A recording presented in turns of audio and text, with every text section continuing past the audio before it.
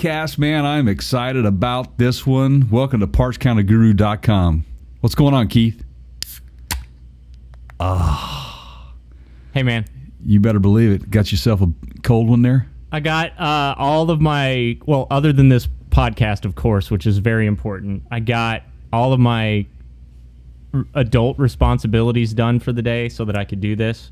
Mm-hmm. There is this, there's this truck that I've sent you pictures of. I'm not a big believer in coincidence, right? Things happen for a reason. Right. So this same beer truck has passed me in two different locations in town over the course of about a week. And it's the same truck, it's the same guy driving it, but it's in different areas, so I'm not taking the same route, passing this guy at the same time, right? None of that. Right. So I thought, well, this is God trying to tell me that I need to try this beer. So, yeah, I think so, man. I've never had this before. Well, let's talk about it. It's a brewery called Yeehaw. Ooh. This is their Dunkel, which is it's a dark lager. Right. Now, and, where are they based out of? Let me do this sideways because I can't spill it. It's Tennessee for sure. That's interesting. Let's see. Do they have their Yeehaw Brewing Company?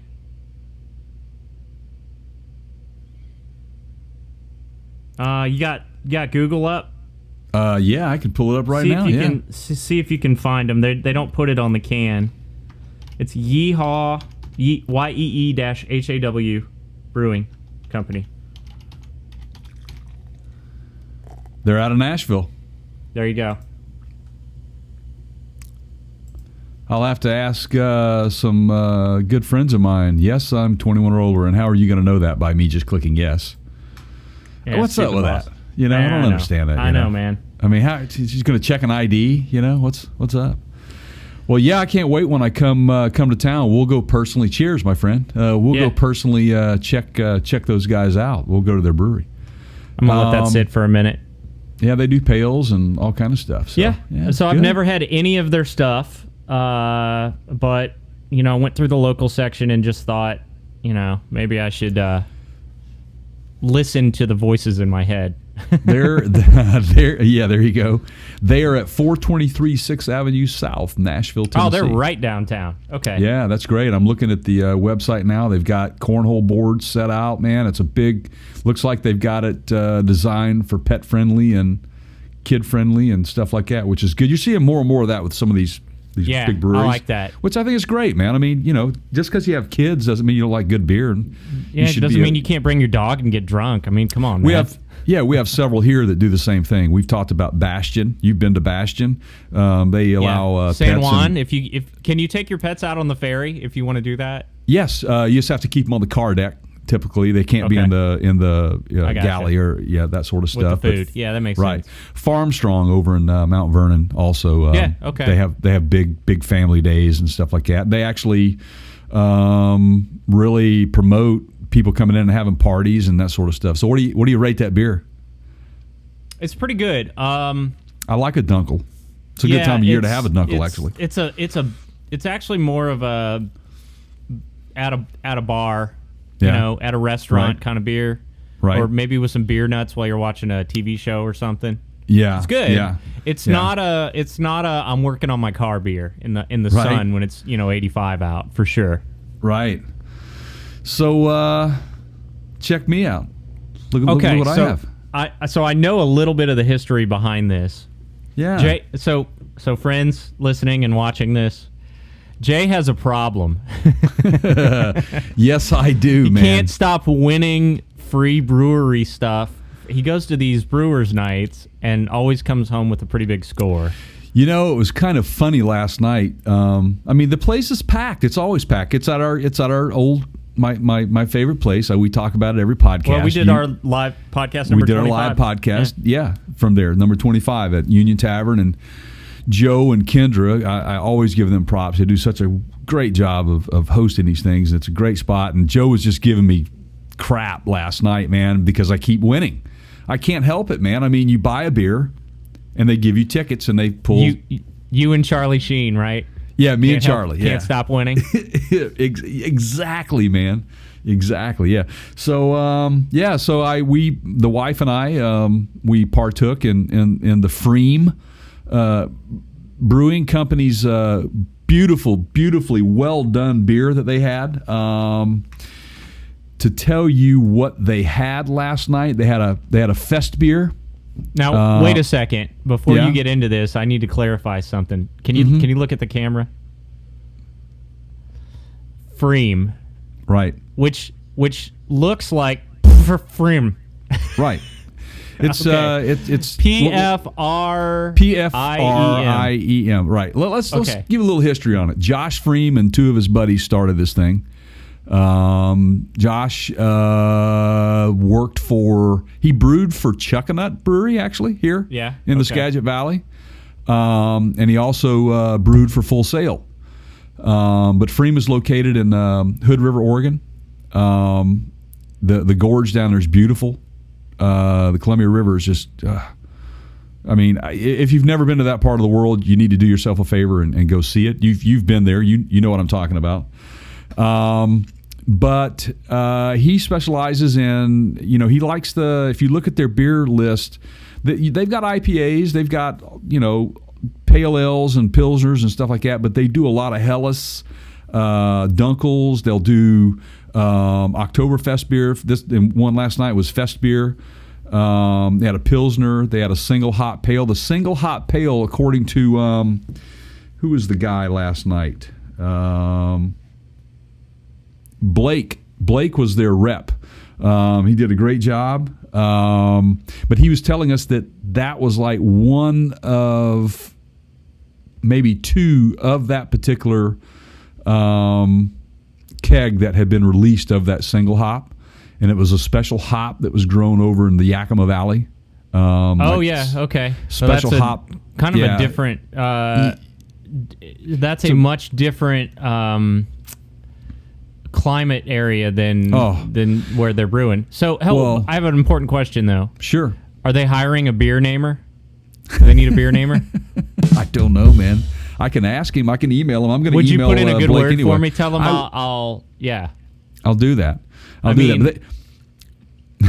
It's not because it's I'm just it doesn't hurt to ask, right? No, it never hurts to ask. But I'll certainly bring that up. But I can send him some samples of my work if they need. Yeah. Okay. I've seen your work. So I don't know. They're a family-run business. If that has any bearing on what you might be presenting them, but I drank. You know me, man. I'm an IPA guy. My wife had the single hot pale. The ABV on that was 5.9%, but I was drinking the double IPA last night, and it was 9%. Yeah. How many beers is you're Barney from The Simpsons, right? Exactly, man. And we it's a beer, fries, and a pub sandwich.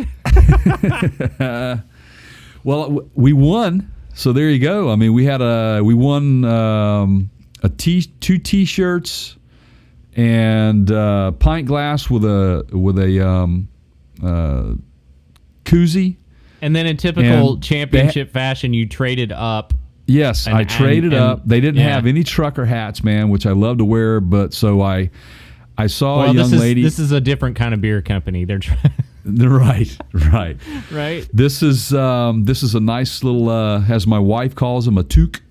Nice little stocking cap there, winter cap, headgear, skull cap.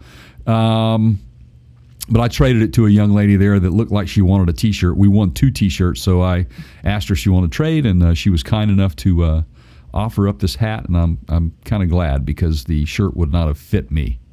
So anyway, great night with Freeman and the guys at Union Tavern, and always a good time, and always good to walk away with some swag. Yeah, which I always do. I'm really good at that, man. But Joe's getting a little irritated with me. I could tell last night. He's like, you could just like your whole wardrobe is like beer stuff, right?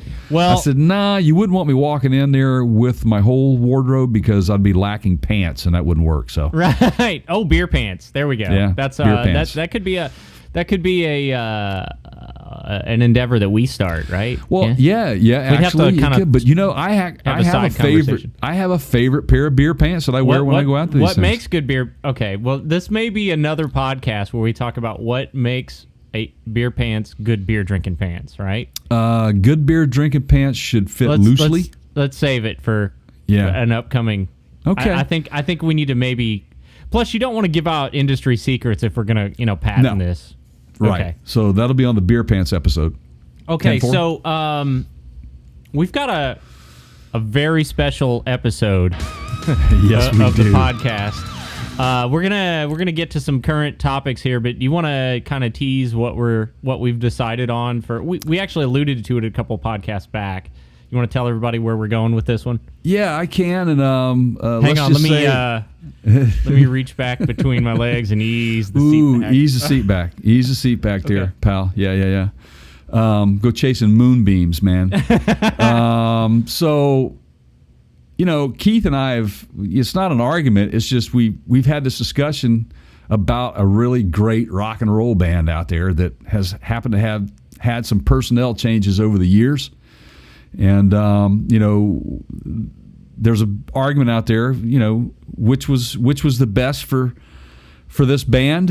So this is the Sam and Dave episode. We're going to try to figure out, what's inside Keith's head on his take on Van Halen, which version. And he's going to kind of pry into mine and see where my roots lie and where I go with this. So for all of you people who are original Van Halen fans out there, let me give you this. MTV got a big boost in 1984, man, from my man Dave, because he was right here on Dave TV, all Dave, all night, right? Remember that? He was like the that machine. Album coincided with kind of the growing popularity of MTV. They were groundbreaking for that year. I'm kind of like Homer Simpson on this, and I've never been this way for a podcast. This is the second Simpsons reference that I've made in like 5 minutes, but I'm not sure where my head is today. But I feel like if I take in, I've got so much that I'm holding on to in my head right now on this whole Van Halen conversation. Yeah. That if I have to deal with just one more detail of something's going to have to fall out. I'm worried about losing something. So, well, let's walk away from let's walk away from the plate for a minute and let's unload the dirt a couple off our things. cleats. Yeah. All right. So here. So you ready? You ready? Live. You didn't hear that, did you? No, I didn't. Oh, okay. Well, I got to fix that. So I just played the news. Can you do it now? Can you fix it? Live from partscounterguru.com, the news. Here we go. I just did. Yeah, just like that. Okay. All right. So there you go. So we'll fix it.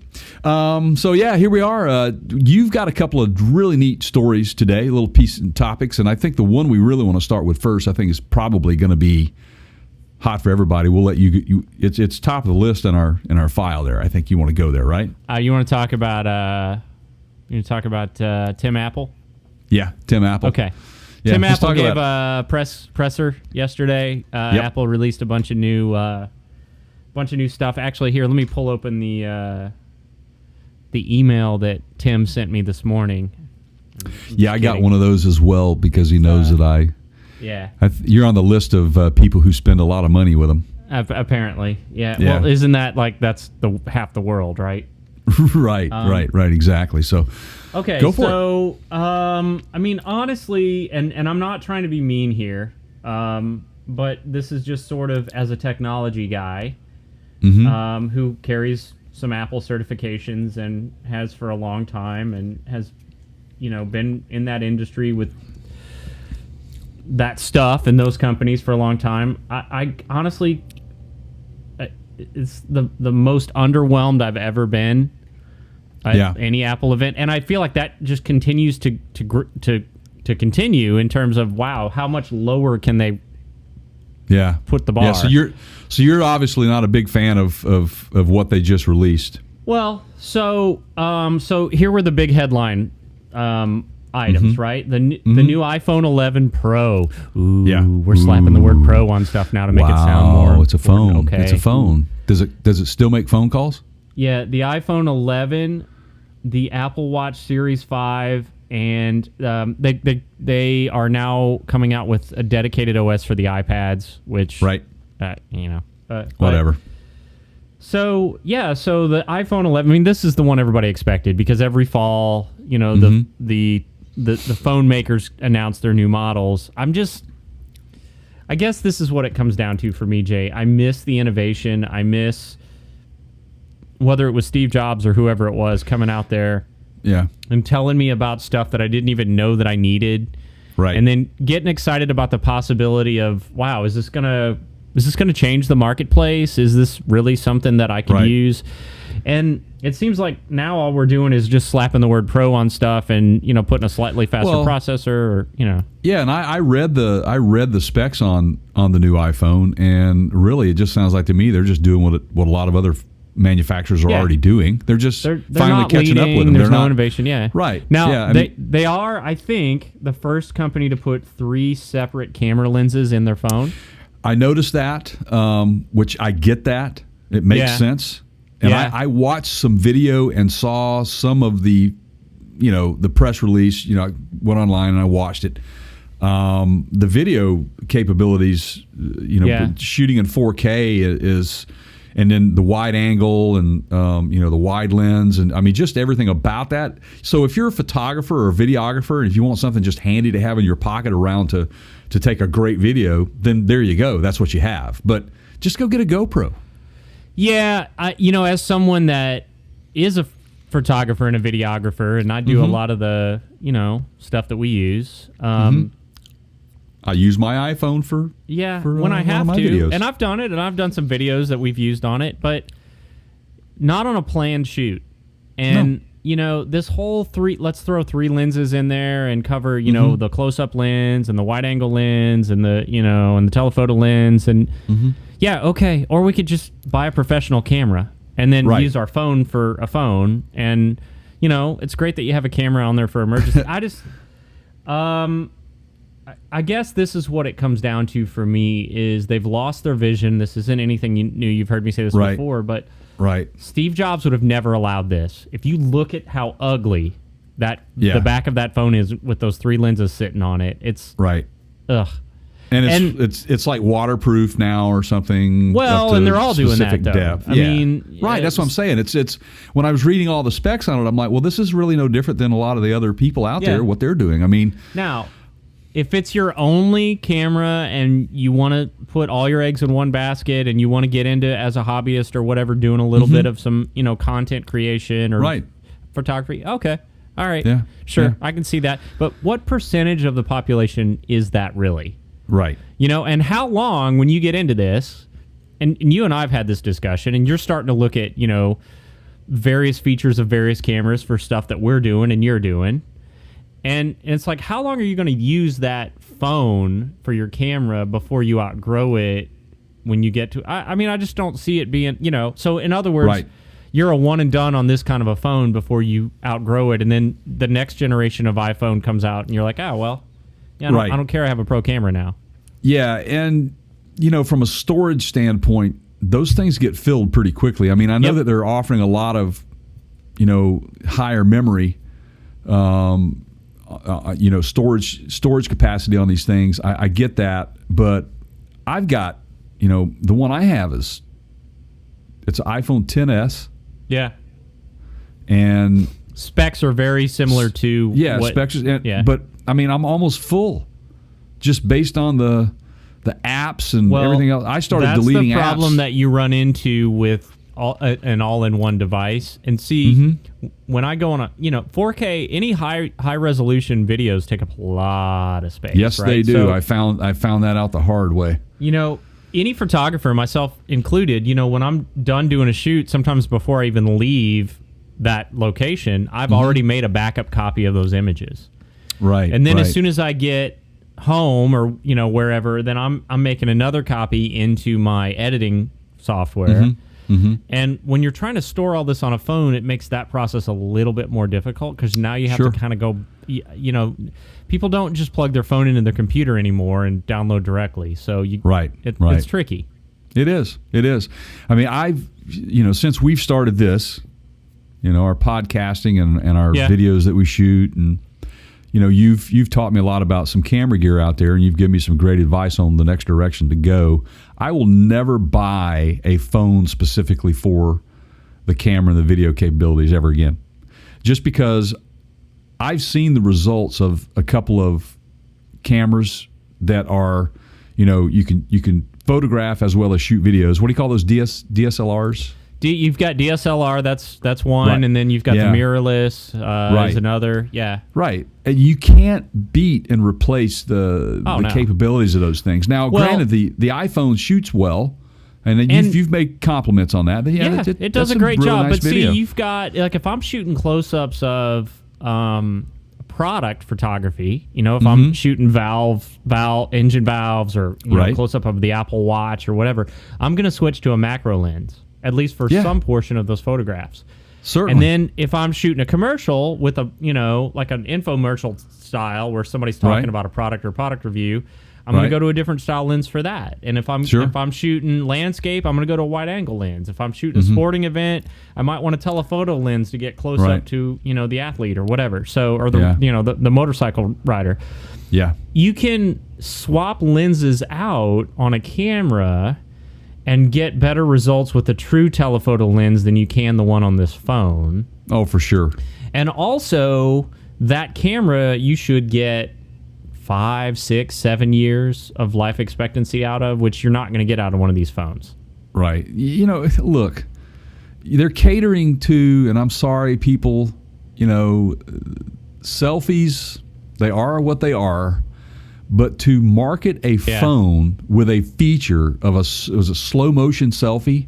Yeah. I mean, wow, I can't come wait for that, on. man. I can't God, wait. man. Ugh. I mean, really? That's what the That's world gonna- needs. Yeah, you get Apple's More going to kill selfies. more people. They're going to kill Yeah. more people because they're going to be hanging off the edge of a cliff trying to get a slow-mo selfie. And then you're going to have all these slow motion falls or whatever, but anyway. Yeah, right. Well, I'll say this. So for me, and we talked about this earlier, the one thing that stood out to me the most when I read the press release on the phone was the price point. Yeah. I was blown away, man. I mean, it's $300 less than what the 10 was. Yeah. It's Now you're talking about the iPhone 11. Look at the price on the Pro. On the Pro. Well, I think they're doing that because they've read their own press, and people are I've said this, right? We've both talked about this. Like their game to keep their shareholders happy is just keep raising the prices on these phones. So this time around, they said, all right, well, let's not really upgrade any of the existing, processors or anything in it, and that'll keep our costs down, and let's try to sell more units on price. Yeah, I think you're right. You're right. I see that now. I was wrong. It's the 11. You're talking it's about the the 11. Yeah. Well, wait a minute. It says, okay, so iPhone 11 Pro and iPhone 11 Pro Max. And it depends on, you got, depending on the color, starting at $999 and $1,099. You can also get an iPhone 11 Pro for $599 and an iPhone 11 Pro Max for $699 with a trade-in.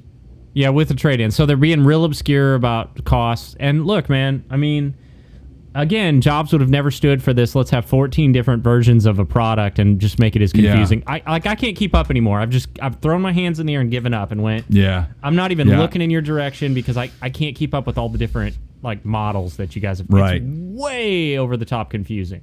So what'd you think about the some of the other releases like the arcade? All right, so yeah, that looks interesting. The Apple TV Plus thing, we already knew that was coming. They've already announced it. They just reiterated it. It'll be out in another month or two, November 1st, I think.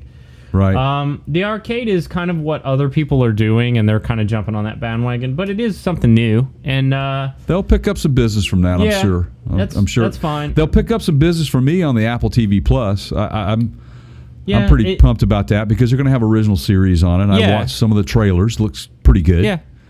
They're spending a lot. That's a big gamble. They're bringing in a lot of big names. So, yeah, we'll see.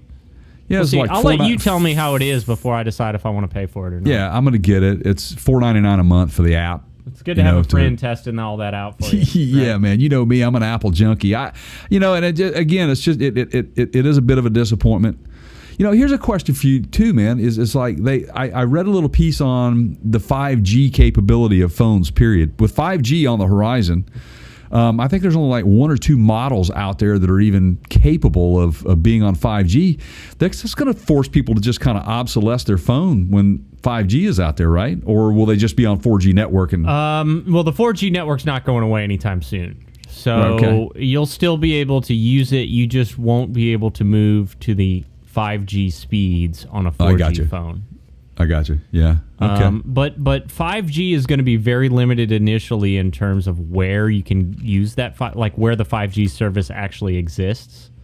Right. It's not going to be everywhere. Right. So, yeah. Right best to wait a generation on that. Yeah.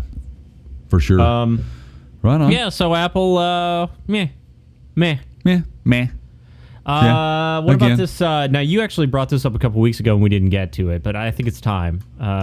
What's that? You know that company that we can't go a podcast without talking about? You mean Nestle? Well, that was the other one. Oh, no, wait a minute. Nestle? No, wait. What is it? Tesla? Yeah. Is that the one? Yeah. Okay, yeah. Yeah, the insurance? Yeah. That's your story. Talk about it, man. It's kind of interesting. Yeah, no, it's your story, man. But so they announced that they're going to be offering. Tesla is offering insurance to its customers, meaning if you own a Tesla, you can get automobile insurance for that Tesla directly through Tesla. Right, and it's a good marketing strategy for them. I think it's great. Yep. It's all, I think it's one of those things, and we were talking about it previously, that I think the whole idea of having everything all inclusive when you purchase a vehicle like that, that's a great thing to have, because it takes a lot of hassle through that process of when you're purchasing a vehicle out of it. You're signing, when you purchase the vehicle, and boom, you're insured, you've got roadside assistance, you've got everything you need all in one, bang, bada boom, out the door. And I think it's great. But right? So on the positive side, again, pushing the envelope. This hasn't been done before. They're gonna try to affect change, right? With this, and we'll see how it goes. It's interesting to watch. What I pointed out to you, Jay, after I read kind of through some of the details, is they're going to be using some of your driving data that they are pulling from your automobile, right, to qualify your premiums and your insurance costs based on those driving habits. And if you've listened to this podcast for a while, you know that we are not fans of that, because there's a State Farm commercial where the guy's wife, have you seen this? The guy's wife's pregnant. She's in the passenger seat, and she's like, don't you raise my rates, Right.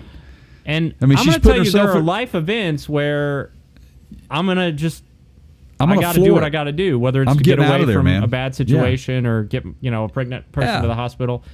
So those data recorders can't see the reality of those situations.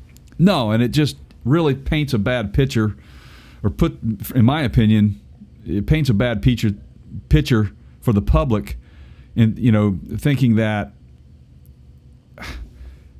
you're not going to make certain decisions for the sake of saving a few bucks or keeping your good driving record. It just doesn't make sense. I mean, like you said, if I hear that my wife suddenly has been taken to the hospital, do you think 1 second, man, that I'm not going to break a few laws there? So I'm going to speed, man. I've done it. I've driven a family member to the hospital, and doesn't mean I'm a bad driver. I knew that because we lived within just a few miles, that I knew that I could get there faster than waiting on an ambulance. Sure. And I didn't care, and I knew, and I literally thought it through. If I get pulled over, I'm telling them, I don't care. If I get a ticket, I get a ticket. There are just circumstances. I would have jumped in the HOV lane or whatever it took, man, even without, having the number of people. There's just times when common sense has to take over, and exactly, we can't have these blanket rules for everything that are unbendable. So I don't know. We'll see how that goes, but I'm not real keen on giving my personal driving data to anyone. No, me either. I mean, it's just it makes no sense to me that I could be judged by the way I've braked on a couple of occasions or the way that I've accelerated. As far as I'm concerned, that's between me and the police. And if they write me a violation and they say, hey, here's your ticket, and if you go to traffic school, it will not count against your insurance. That's between me and I'm, knock on wood, I haven't had a moving violation in, 10 years. That's why I always carry a box of dozen Krispy Kremes with me, just for such situations, right? That's awesome, man. Maybe I should as well, man. Yeah. Or at least some of the Krispy Kreme smell. Surely there's like chemical guys. Do you guys have a Krispy Kreme air freshener for the car? Yeah, that's what you need, man. Well, I'm kind of just half kidding there about the cop donut thing, but yeah. So no, you're not. Yeah, I'm not. Okay, I'm not. No. They're not going to turn donuts away. I wouldn't turn donuts away. All right, what else you got? I love donuts. Well, you found this quite amusing. I did as well. I thought it was kind of funny too, but this is from the Rob Report. Apparently, the world's first space hotel will offer low-gravity basketball and rock climbing. So, this was just released on the 5th, not too long ago. Taking an out-of-this-world vacation may soon be a lot easier, literally. That's because the galaxy is in line to get its first space hotel if one group has its way. And the Gateway Foundation is this group that they're speaking of. They were formed specifically to establish a commercial spaceport, and it is currently designing the first space hotel, set to be named Von Braun Rotating Space Station. Okay. Yeah. Okay. So it's likely to be history's first commercial space station, and the group envisions the ambitious project would be complete by the year 2025. So this whole rock climbing and low gravity and basketball, isn't that the equivalent of taking your kid's basketball goal out in the driveway and just lowering it down to about 7 feet and dunking on it? Pretty much, man. I mean, it's basically what they're doing, right? Or except that, or setting the trampoline right next to it or something. It's there are other ways to achieve it. Yeah. So I mean, are they going to have late checkout options, and how exactly do you? It's not like you can just call an Uber to go home, right? I mean, no, absolutely. It's kind of funny. It says the Von Braun's rotating wheel will consist of 24 individual modules outfitted with life support systems and sleeping accommodations. The Gateway Foundation expects the population of the station to be 400. It plans to sell modules as private residences, rent out others to governments for research purposes, and turn the remaining, space into a Lux hotel. It's kind of funny, man, because isn't that what the space station already is? Yeah, I mean, kind of. Don't we already have one? So how can it's, why don't they just rent that out? Yeah, I don't. What to take this a step further, now here's what I am hearing, is that they're working on it now, is they're to get back to the moon, which of course never happened. It was in a studio. Right. But they're going to build a space station that is specifically for, specifically for the voyage to the moon, which will give them better capability of spending more time on the little. So it's like a halfway point kind of thing. Yeah, it's like a dirty little rock. So, it's going to orbit the. Let me ask you this: so, how do you, how are we going to accomplish this whole work shift thing? You work at this hotel, right? Right. Yeah. How's that conversation going to go? Hey, honey, I gotta go to work. I gotta be out here in 5 minutes. The shuttle departs. In an hour. The shuttle departs in an hour. Yeah. I mean, what's that? What's your transit? I mean, I guess you wouldn't have to worry about you wouldn't have to worry about traffic once you actually get to the launch pad, right? No, exactly. No, you're pretty much you're just dodging rocks and it is space exactly debris at 17 minutes to work every single time. Yes, and it's autonomous. It's autonomous. Yeah. Well, you meaning the flights shuttle to and from? Yeah, okay. Yeah, well, what could possibly go wrong there, right? Exactly. Yeah. So there you go. So they're way ahead of us, man. So is Vegas? Well, I guess so. Is Vegas concerned? Do we need to be? Are they involved in this at all? Or are they keeping their eye on it? Vegas has got to be involved in this thing somewhere or another. As a matter of fact, man, it's funny you mentioned that, but Well, wait. Before, so are we then to expect the first Elvis impersonator in this hotel on the orbiting? No, I'm sorry. No, I bet. No, he's already established it, man. This is his dry run for the Space Hotel.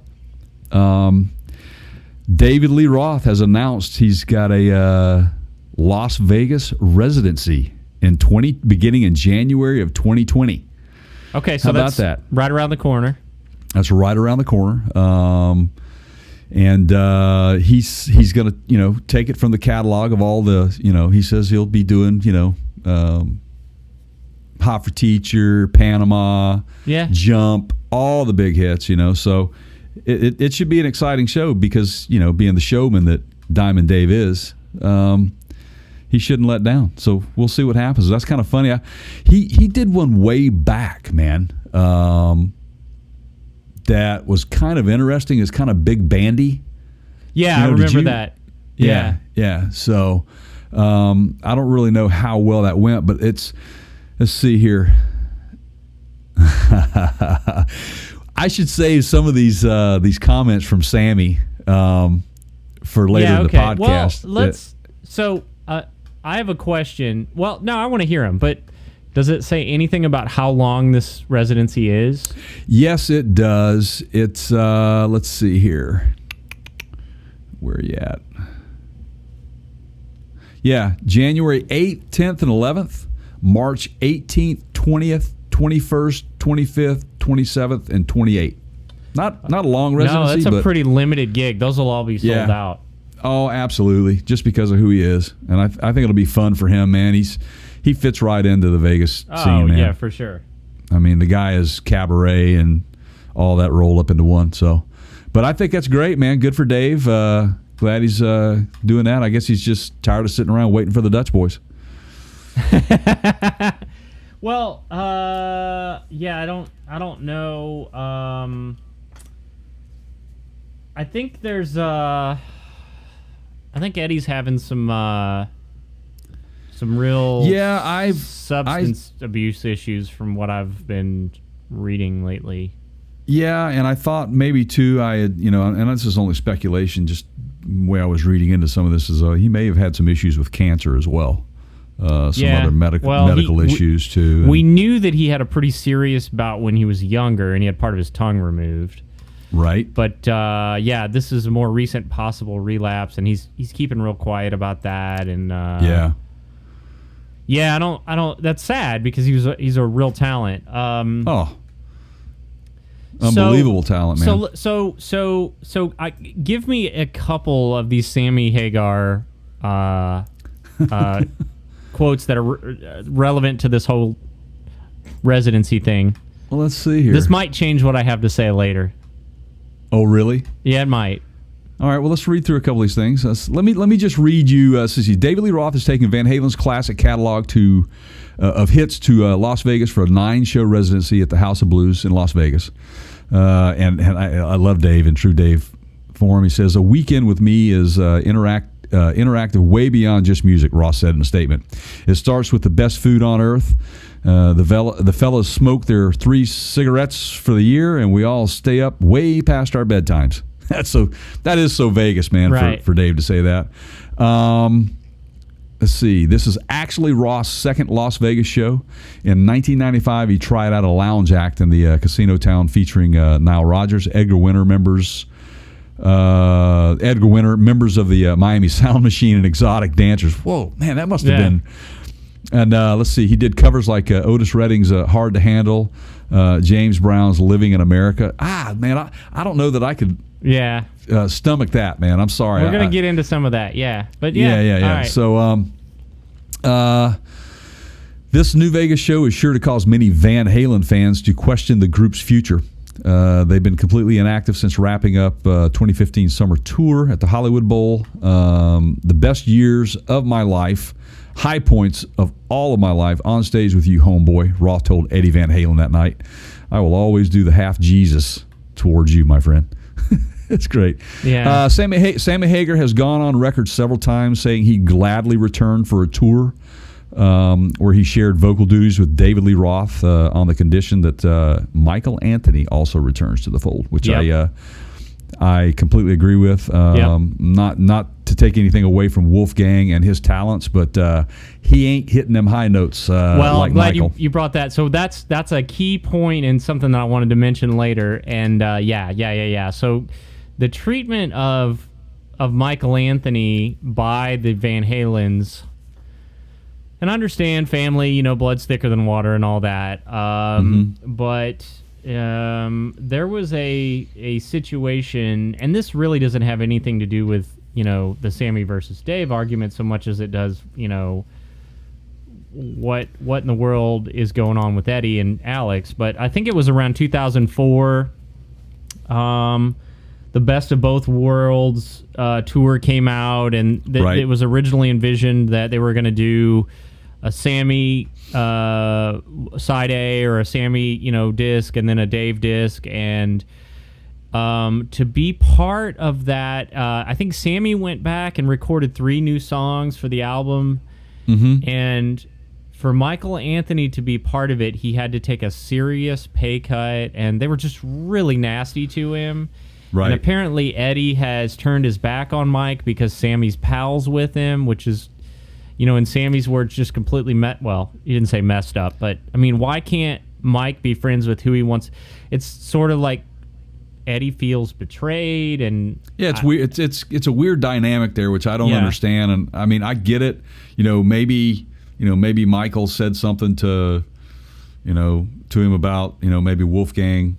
I don't know. I don't know what that's personal between those guys, and I don't think that you'll ever hear Michael come right out and say what it is, or Eddie, none of those guys, but they will definitely say that they are not friends and they don't communicate. But I think Michael's open to it. I had read some articles recently that he was open to a reunion if they ask him back. I think he would do it. And again, Sammy has said the same thing. He would do it, but a huge portion of the high harmonies on a lot of their music throughout their entire catalog was Michael Anthony singing that. I mean, for many years I've just wondered. I have my doubts. Like, is this guy castrated? Like, how is he able to hit? And is he a castrato? Is he? Is that his big secret? Yeah, it must be, man. But he is still hitting them because I just recently saw Sammy Hagar in the Circle, which features Michael Anthony on bass and Jason Bonham, of course, on drums. And gosh, I think it's Vic Johnson is the lead guitar player for that project. Very talented musician. But there were portions of that show where Sam was having a little difficulty, and Mike just kind of came in and just took charge and sang it, and everybody went about their business, and the Red Rocker just jumped around stage and and basically said hi, okay, ah! Yeah, so I made some notes. I'll lead us into this, just because this particular topic came up, but specifically when you talk about, okay, well, you know what? Let's pause here for a minute. And we'll jump right back into this because this is a great segue of where we're going. Okay. You want to maybe do a little social media, where to find us, about us, kind of that kind of stuff. Tell everybody. Sure, man. Where, as I like to say, tell the folks where we at. Where we be, man. Yeah. So, ladies and gentlemen, where we at right now? Right now. Ooh. So, ladies and gentlemen, we are ParchCounterGuru.com. You can reach us on www.parchcounterguru.com. We have a lot of podcast links. You can go to our website there, hit the podcast links. You can reach us on Stitcher, Google Play Music, Google Podcasts, Apple Podcasts, Spotify, TuneIn. We are there. You can also check us out over on YouTube. Just search for Parts Counter Gurus. You can also click on any of the links that we have on our website there. You'll take you right over to the page, and while you're there, go ahead and subscribe and give us a thumbs up on anything you like. We really appreciate that. It helps us out. Remember what I always say, subscriptions are free. So are those thumbs up. They don't cost you a dime, but they're priceless to us, guys. So we need it. We are going to do a drawing later in the show. Yeah. And one of the ways that we use to pick a winner is we go through and we look at our list of subscribers on YouTube, right? Mm-hmm. That's right. And so you've got to have your subscription public.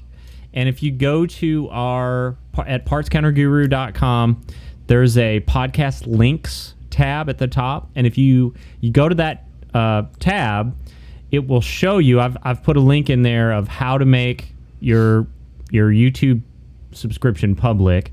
That's the only way we can see your YouTube name or your subscriber name to pick you, if you will, right? So if you want to win, now we're going to do this in different ways. It varies from show to show and all that, but for the next few, we're picking from our YouTube subscribers list. Jay's got some goodies lined up for later, but you've got to be a public subscriber on our YouTube channel to win. Right. And we've got to be able to reach out to you and let you know, and because we got to be able to ship you the stuff. So that's part of making it public. Is then one of us can click on it and send you a message, and that's exactly we have right. A way to so reach we need. Yep. If you're not interested, that's too bad because you're going to miss out on some good stuff. Yeah. Some really there good is stuff. some really cool stuff in that stash that Jay's got. So yes. Did I interrupt you from? Did I derail your train of thought there? Okay. I think we're good, right? Do I need to? You can check us out on Facebook. Okay. You can go like us on Facebook. You can do that. Yeah, that'd be good. It's facebook.com/Parts Counter Gurus, and then you can check us out over on Instagram. It's instagram.com, and we are the Parts Counter Gurus over there. There you go. So there you go. So we're on all those social media platforms. So Jay, soon to be on more. At pretty much every major relationship in my life, I'm not kidding here. I mean, you can ask anyone close to me. Yeah. This very conversation that we're about to have has come up, and I always insist on having this conversation. So it's only it's time that we have this. It was a matter of time before you and I had this. We figured why not just have it on the air in front of the world, right? But the question that I have always asked in every major relationship is Sammy or Dave. I had this conversation with my wife. I've had this with some of my closest friends. I've had it with previous girls that I've dated. And I sort of treat this like, from my perspective, it's kind of like one of those college essays. I was going to say, it's like a vetting process There's for you? There's no wrong answer as long as you can justify your answer. Right. You can't just say, well, I like Dave because Dave's awesome. Well, you can say that, but I'm just not going to think much of you if you do that. Right. So well, I just want to know. To get to understand, to know the person, over there. Yeah. Right, over there. Right, I need to understand that dude right why. there, man. Okay, so let's have this conversation now. Okay, are you ready for this? Yeah, I'm ready. Are you ready? Okay, so I'm ready. So to segue back into this from our previous news story, one of the notes that this will get you started right here. Okay. Okay. Now I know you've got some stuff you want to take us through, and I think I'm ready for that, and I've made my list that you've asked for and all that. Right. So when you think it's time to go there, you just go there, okay? Right. The handling of Michael Anthony, to me, is a big character differentiator between... I've only had one beer. Is a big character differentiator between Sammy and Dave. So this is just the note that I wrote. Van Halen's sound is hallmarked by two things, okay? Eddie's incredible guitar work, sometimes keyboard work, but mostly guitar work, and Michael Anthony's incredible high harmonies. In their post Van Halen periods, Dave, obviously feeling Michael was replaceable, seemed content to settle for Eddie's kid Wolfgang on bass. So Different Kind of Truth would be a great example of that. And then when they went on tour, and I like that album a lot, actually. That album's really good. There was, but they had to dig way back in the trunk of stuff to. They didn't bring up a whole lot of new stuff. And you didn't have the harmonies that you had with Mike. Sammy, on the other hand, knew the value that Anthony brought to the sound and worked with him on a couple of side projects. Chickenfoot, The Circle. Which Chickenfoot, by the way, was a mind-blower. Great so stuff. So sad they're not still doing that. Oh, I know it, man. Who doesn't love Joe Satriani, man? I mean, right? Surfing with the Alien. When Surfing with the Alien came out, I was just like, I want to hear that over again. You know? Well, and many of us did. And that was sort of... talk about being innovative, right? Like getting on rock radio without a vocalist. Right. Yeah. Wow. Kenny G, right? So I think a lot of, that's not rock radio, though. That's pop. That's every 15, 20 years, every decade and a half, you get a new Chuck Mangione. Right. There you go. Okay. So all that stuff's being played on yacht rock now, I think, right? That's right. Yeah. That's right. That's a new category, right? Yacht rock. Yeah. That's great. So here it is.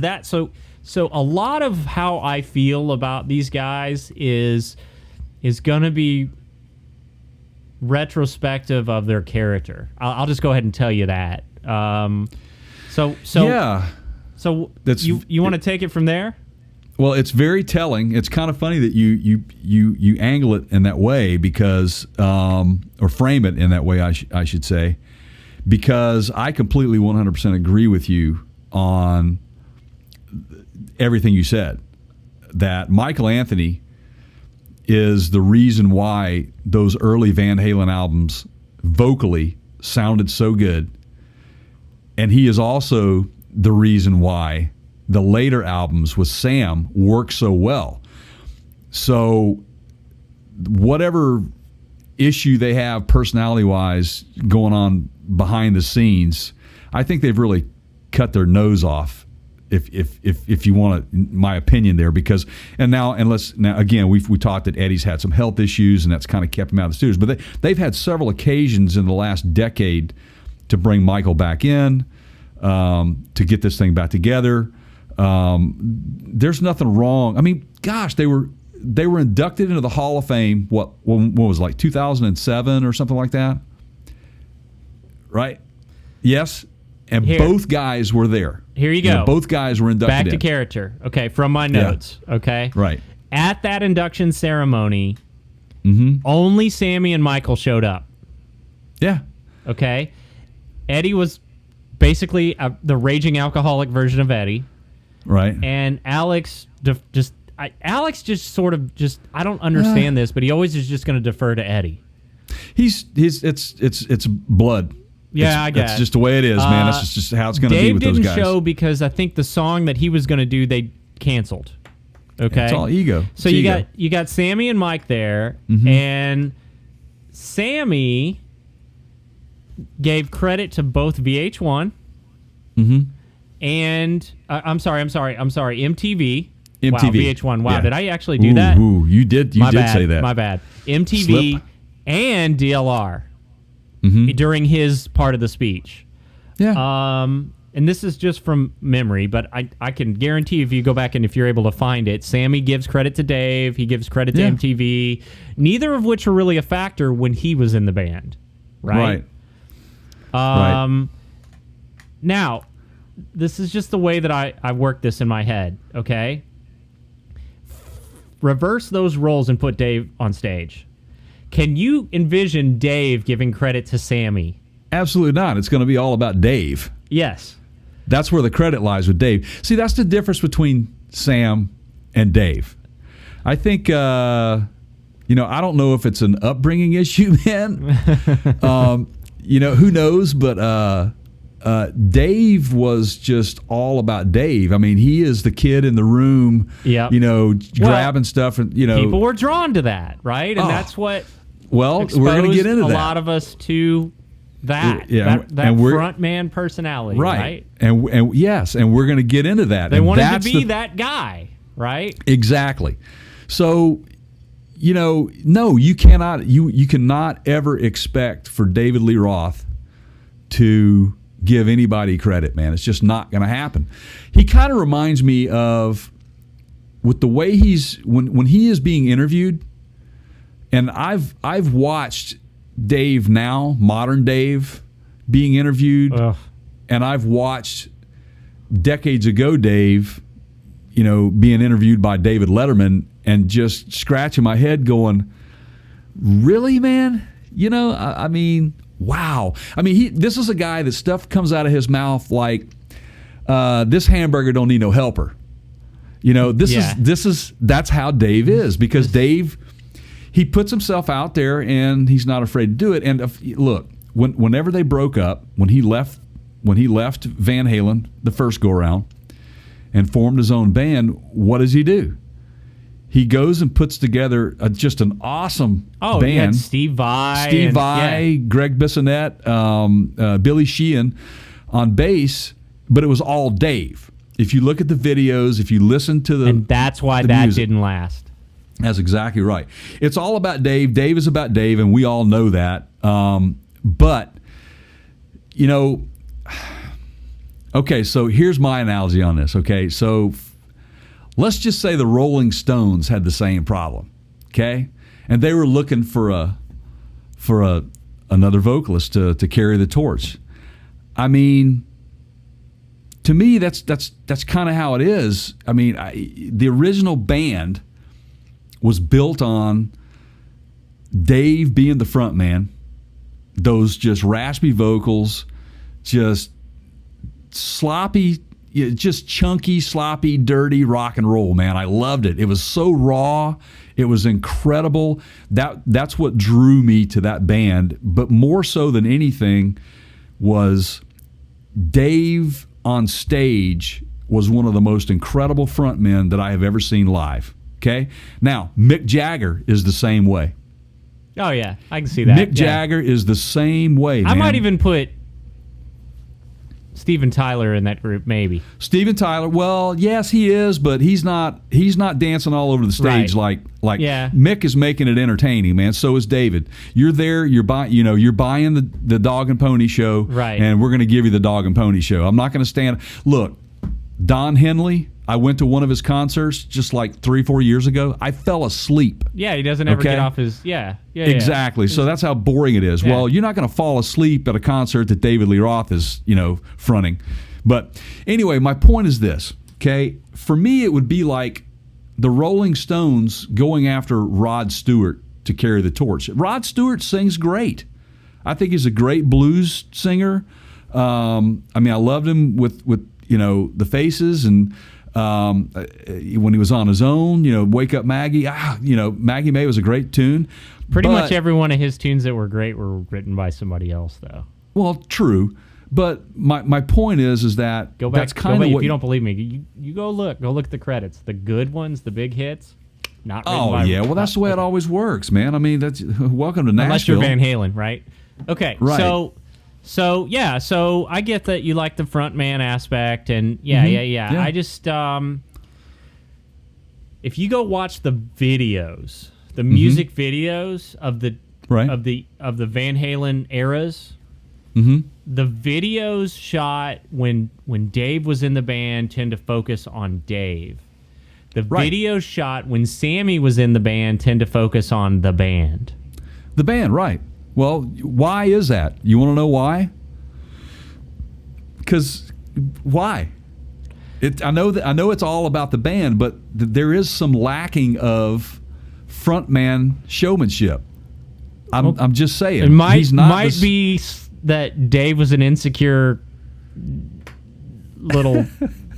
I don't know. I can't say that on here, but yeah, I think Look, Dave basically stole his act from Jim Dandy. Yeah, actually, I think it was a behind the music or something where they went through a little bit of how Van Halen got started. Yeah. It's been years since I've seen it. Yeah. Jim Dandy, man. Black Oak, Arkansas. I mean, great band. But that guy was, I mean, he was really, really, I mean, enigmatic. I don't know if that's a good word or not, but I'd say it is. Yeah, I mean, those guys stick out to me. But see, this may be where we're going to differ and draw the line. Now, I like Sammy. I like Sammy when he was with Montrose. Bad Motor Scooter. Right now, I could get on stage or go to karaoke and sing it right now. I love it. Just an awesome tune.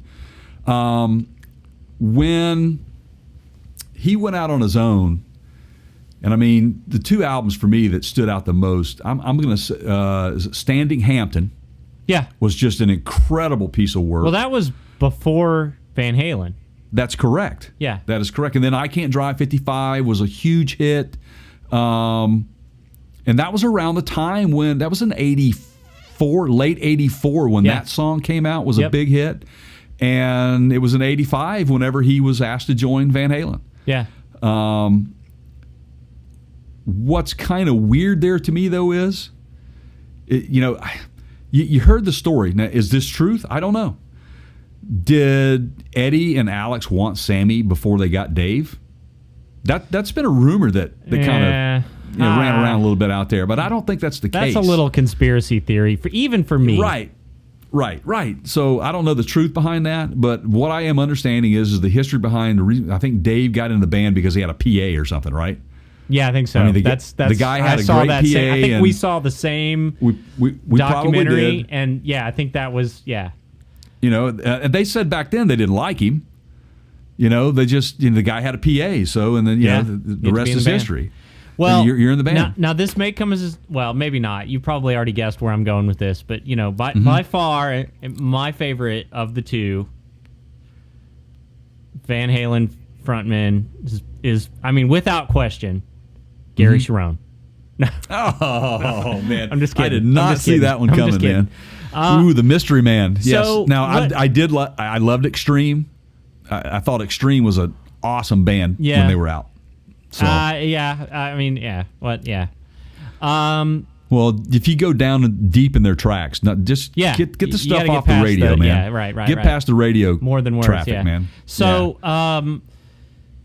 what I have found when I have this conversation many times is the first exposure that you have to Van Halen, whatever that album is, that's who you're attached to. Right. And for a lot of people, if you're a little bit older, it's Dave. If you're a little bit younger, it's Sammy, because you weren't exposed to the Van Halen with Dave as the lead singer until after you heard Sammy. I'm a little bit of an oddity in that my first Van Halen exposure was 1984, and that was an amazing album. And that was so innovative, and it changed. So I got to play on the same keyboard that Eddie used in Jump. And he's doing that arpeggiated stuff, where the and it slows down. The keyboard actually does that for you with a slider bar. Yeah, well, I had a girlfriend that owned the keyboard. Wow. In the late 80s. And I was like, you can't sell this. This is, this is the same model that... And so how he accomplished that arpeggiation was there's a little slider that you can move up and down, and it speeds up and slows down the arpeggiation. Right. And I was like, look, I can play Jump, and it was doing the thing. And right. So that was my first exposure to Van Halen, but I have always been a bigger fan. I don't hate Dave. I'm just a way bigger fan of Sammy. And and I guess I should probably qualify. I mean, this isn't really relevant to... It doesn't make me, more knowledgeable in any way. Right. But... Now, I'll save this till later, because it's not factually relevant to what we're discussing. So... Yeah, go ahead. I was just going to say, I mean, you've pretty much let the cat out of the bag. You're a Sam fan. Yeah. Oh, for sure. So... and I'm just going to assume you know where I'm going with that too, right? I do, yeah. Yeah, I am definitely. If I'm going to choose a Van Halen, that I would love to see get back together, it would include David Lee Roth. We had this conversation earlier, and we kind of didn't. Now going into this podcast, neither one of us told each other who they were fans of. So I'm a David Lee Roth kind of guy. I was drawn to him, at a young age. I mean, I'm telling on myself, but I was just starting my first band about the time when Van Halen 2 came out. Okay. And I had already, and the reason why that happened is because my guitar player timeline while you're go ahead, keep going. Yeah. The reason why that was my guitar player in the first band I was ever in, my dad sold him his first guitar. March 23rd, 1979 was the release of Van Halen 2. There you go. Yeah, that's telling, isn't it? So, I was playing in bars. I couldn't even, I couldn't drink. I was making money, though. But I wanted to be like David Lee Roth. And that was before MTV, man. It was before the Panama, the Hot for Teacher, all that stuff. So here are some. So the two big hits, "Dance the Night Away" and "Beautiful Girls" off that album. Now you're no goods on there too, but that's probably less recognizable than the other two, right? So yeah, "Dance the Night Away" was one of the songs that we learned to play first. And my guitarist learned how to play Eruption, and we eventually lost him because we were actually really, really good at a very young age, and there was a local band that they felt threatened. And what do? You take this great young guitar player that can play just like Eddie Van Halen and put him on bass in their band, and that's what they did. They broke us up. So the rest is history. I went downhill from there. I ended up losing my house, my jet. You had been going there for a second. Yeah. So, but no, but David Lee Roth was one of the reasons why I wanted to be a lead vocalist, and it wasn't because I liked his vocals. I liked the roughness. I liked that raw sound. What I saw and what I feel from the Sam version of Van Halen, which, by the way, there's the argument of who was more successful. All of those albums that Sam cut with Van Halen those years, every one of them hit number one on the Billboard charts. That's right. Album, if not mistaken. However, they never yielded a number one hit. The only one that did that was off the 1984 album. Off of 1984. Now, only two albums made it that far that Dave was in, and I think 1984 was one, and I think Women and Children First may have been. Let's see. I've got the certifications here. Three times platinum. Made it to number 6 on the U.S. So we're just talking U.S. album charts here, right? Yeah, I can give you the other stuff, but yeah. Number 6, Women and Children First, U.S. on the U.S. album chart. 3 times platinum certification in the U.S. again. Fair Warning made it to number 5. Diver Down made it to number 3. Yeah, which I don't understand that one, man. Only went to number 2. Wow. Yeah. Only went to 2. Well, tougher times back, 5150, in OU812. So listen to this. So after 1984, 1, 2, 3, 4, the next 4 albums went to number 1. 5150, OU812, For Unlawful Carnal Knowledge, and Balance. Right. Yeah. Let's see. Roth's highest selling Van Halen albums were Van Halen, the first one, 17 million copies. 1984 was 17 million. Hagar's top album was 5150, 11 million. 6-time platinum album. Right. So now, okay. Yeah. Now here's the other thing. Here's a fun little fact for everybody. And I like this because this says if Sammy had kept going at the rate that they were going, he would have surpassed the times. Now, Roth wins the Van Halen Commerce contest, if you will. I think 57 million sales worldwide to Hagar's 27 million. But That's through 7 albums versus 4. So Yeah, do the math. Right. You see what I'm saying? And you're going to Do go the math. back and buy the original stuff after you have, Right. 5150 to compare it. Yeah. So, along those lines, one of the big things for me. All right, I'm going to go ahead and say this.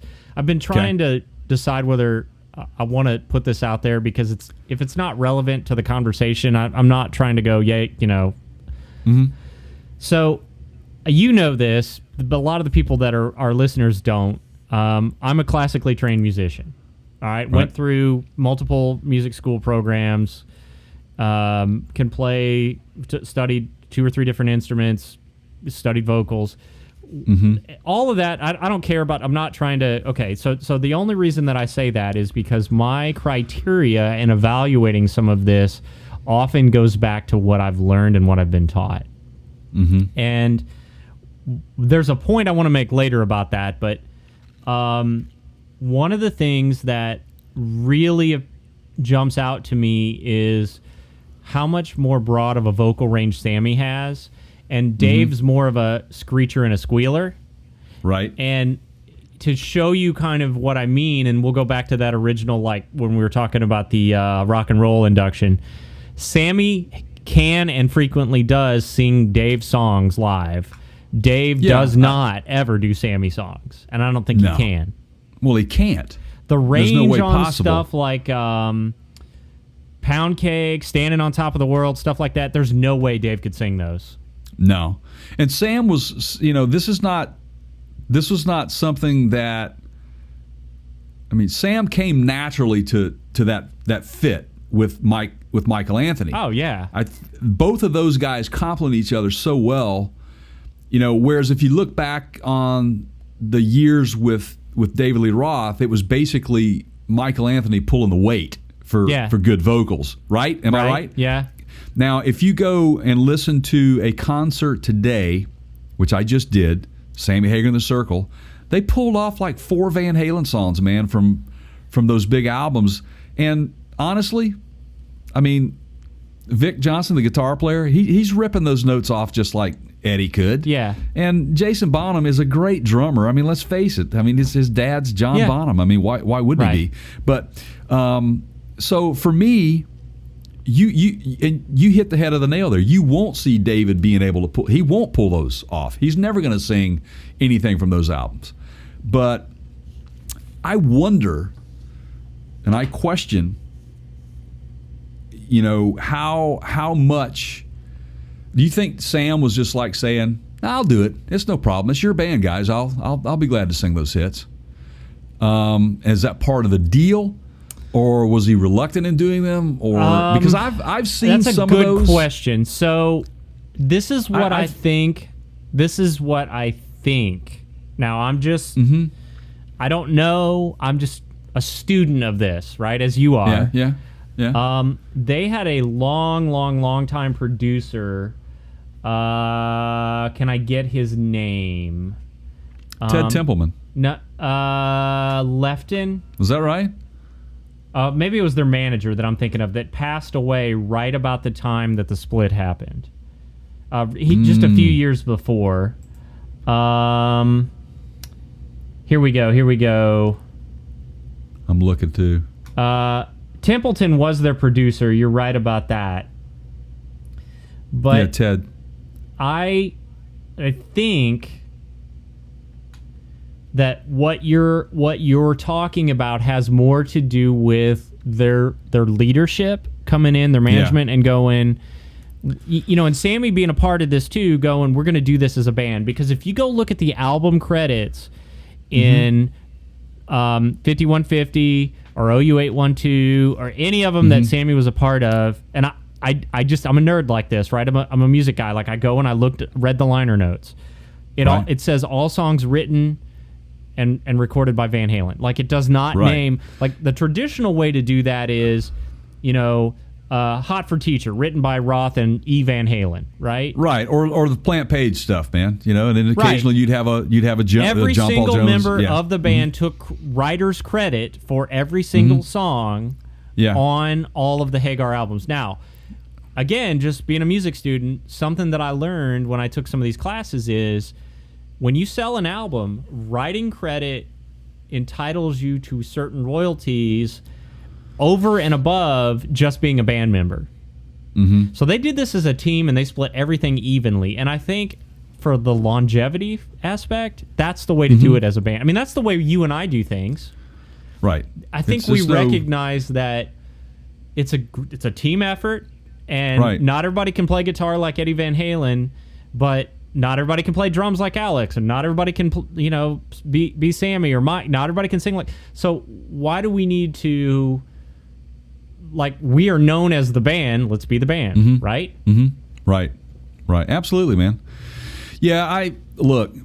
Let's face it. They changed singers. I mean, Dave was headed in a different direction. I mean, he got so full of himself there. After 1984 came out, with Just a Gigolo, and I mean some of the stupid stuff that Ed Loeffler was the longtime manager that died. Sorry. Good find. But and he, what was is it Just a Gigolo and California Girls and all that stuff. Skyscraper. I mean, that's good. Yeah, right. Skyscraper. Yeah, I mean all that stuff is, it's like, for lack of better terms, I mean, it's like, it's like a Christmas tree. It looks good with ornaments on it, man. And that's basically what you had with Dave. You had an ornament on the tree, man. And Sam was just, he was just solid. I mean, the dude would come out on stage, man, and just like parachute pants, and that's it. In a tank top or something. It's nothing.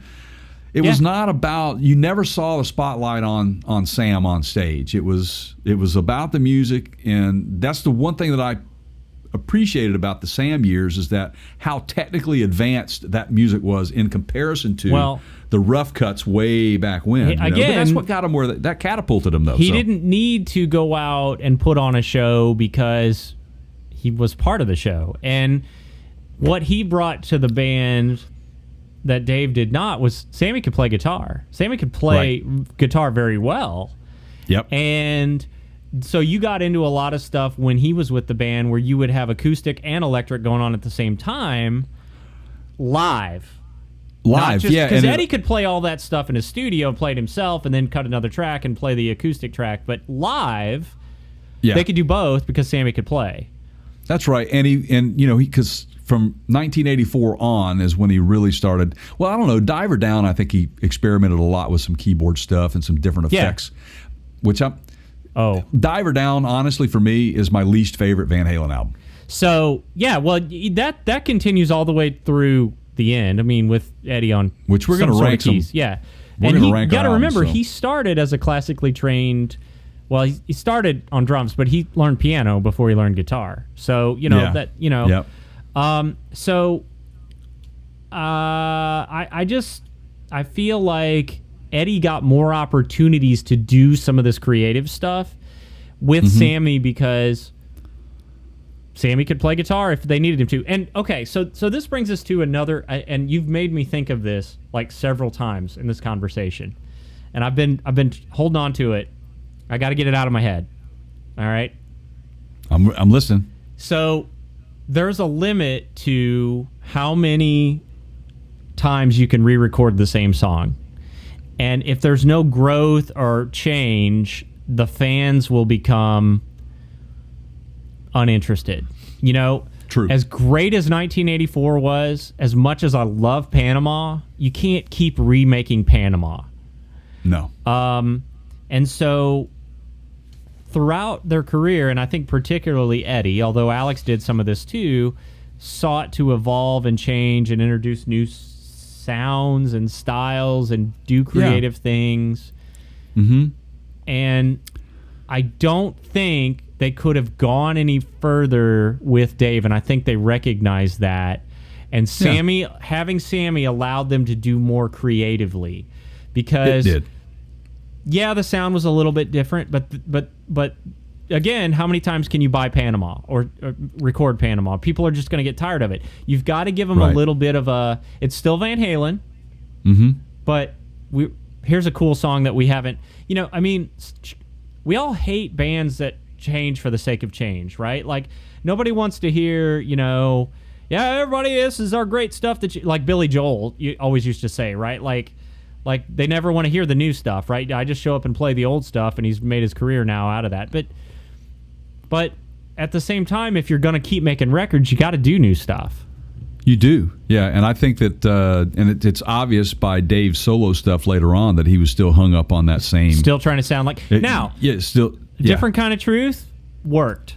And it did. It was great. But I don't think they could have done that 2 or 3 years after Dave left the band.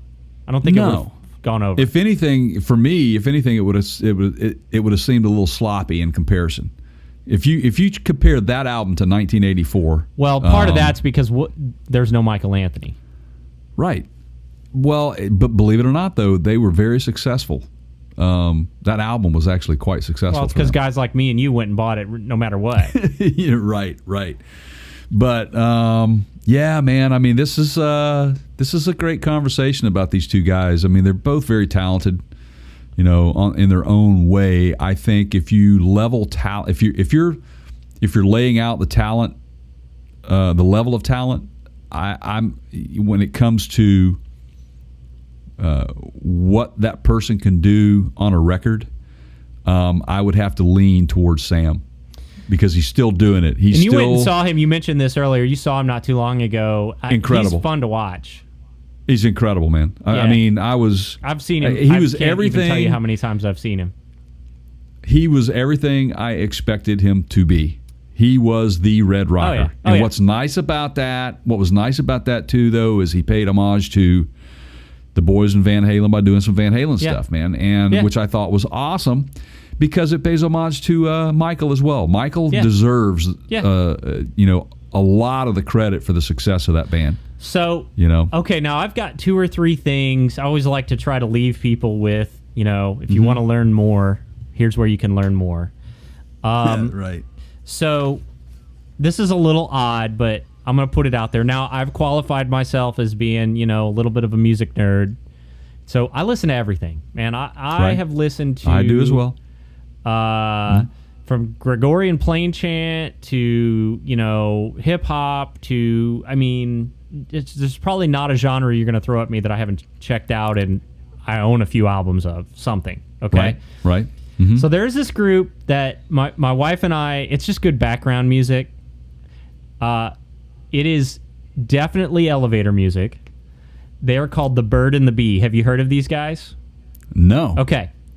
So The Bird and the Bee, it's a guy and a girl. They're not husband and wife. Mm-hmm. It's elevator music, okay? Okay. Just released an album.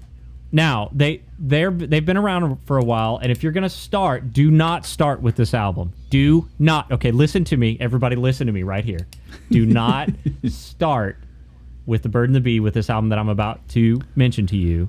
In fact, I'll give you one to start with. But they just recently, and I mean like within the month, released an album called A Tribute to the Masters, Volume 2. Mm-hmm. And it is nothing but Van Halen covers. Oh, that's awesome. To play drums, they got none other than Dave Grohl.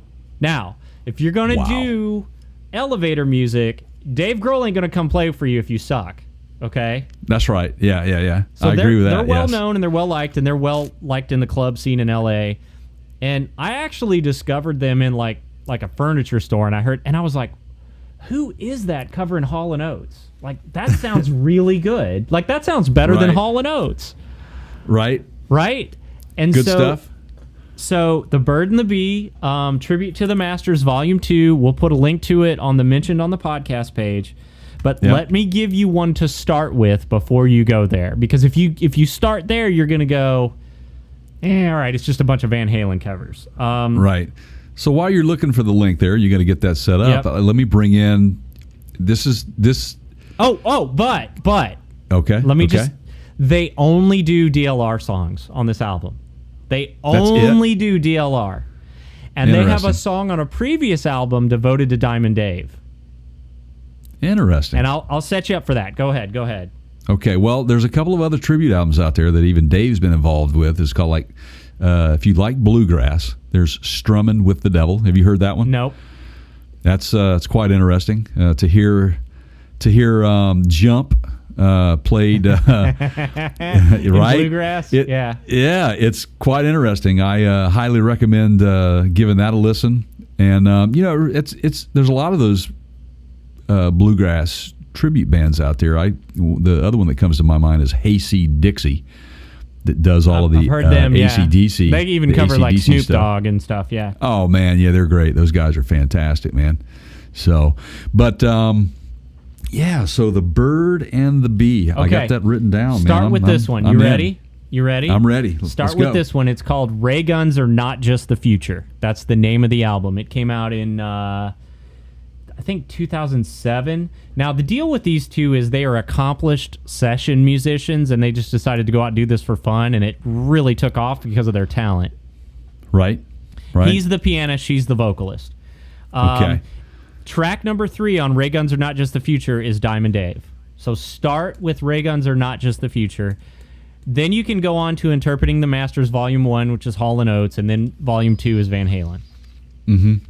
That's great, man. And it's cool just to have playing, it's like, I'm sitting out on my deck or I'm cleaning the house or whatever, and, you want something a little bit more laid back and, like, calming. There you go. Although, right, there are some songs on there that are not kid-friendly, so just be warned, okay?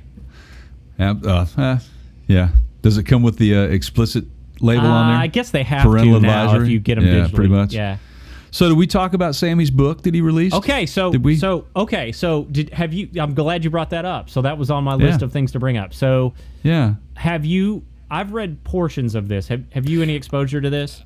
I haven't yet. No. Okay. Nope. So we're gonna put a link to this on Mention in the podcast as well. He mentioned it at his show, by the way. And of course, it's been out for a little while. Well, he talked about the new album coming out, and he had a book. When I say show, not the show I just saw him at. It's his, what is it, Rock and Roll Roadshow that he does? Oh, right. On Access TV, he was talking about it with someone, and I caught it. But I haven't read it. No, I haven't gone out. So the one I'm thinking of, which was a #1 New York Times bestseller, is Read My Uncensored Life in Rock. Is that the one you're thinking of? Yeah, okay. Yes, that's he, yeah. So, first of all, Sam and Dave, the more you learn about them, they're both crazy. Man, I mean, they are both crazy. Sammy thinks he thinks he's been abducted by aliens, and Dave thinks some equally crazy stuff.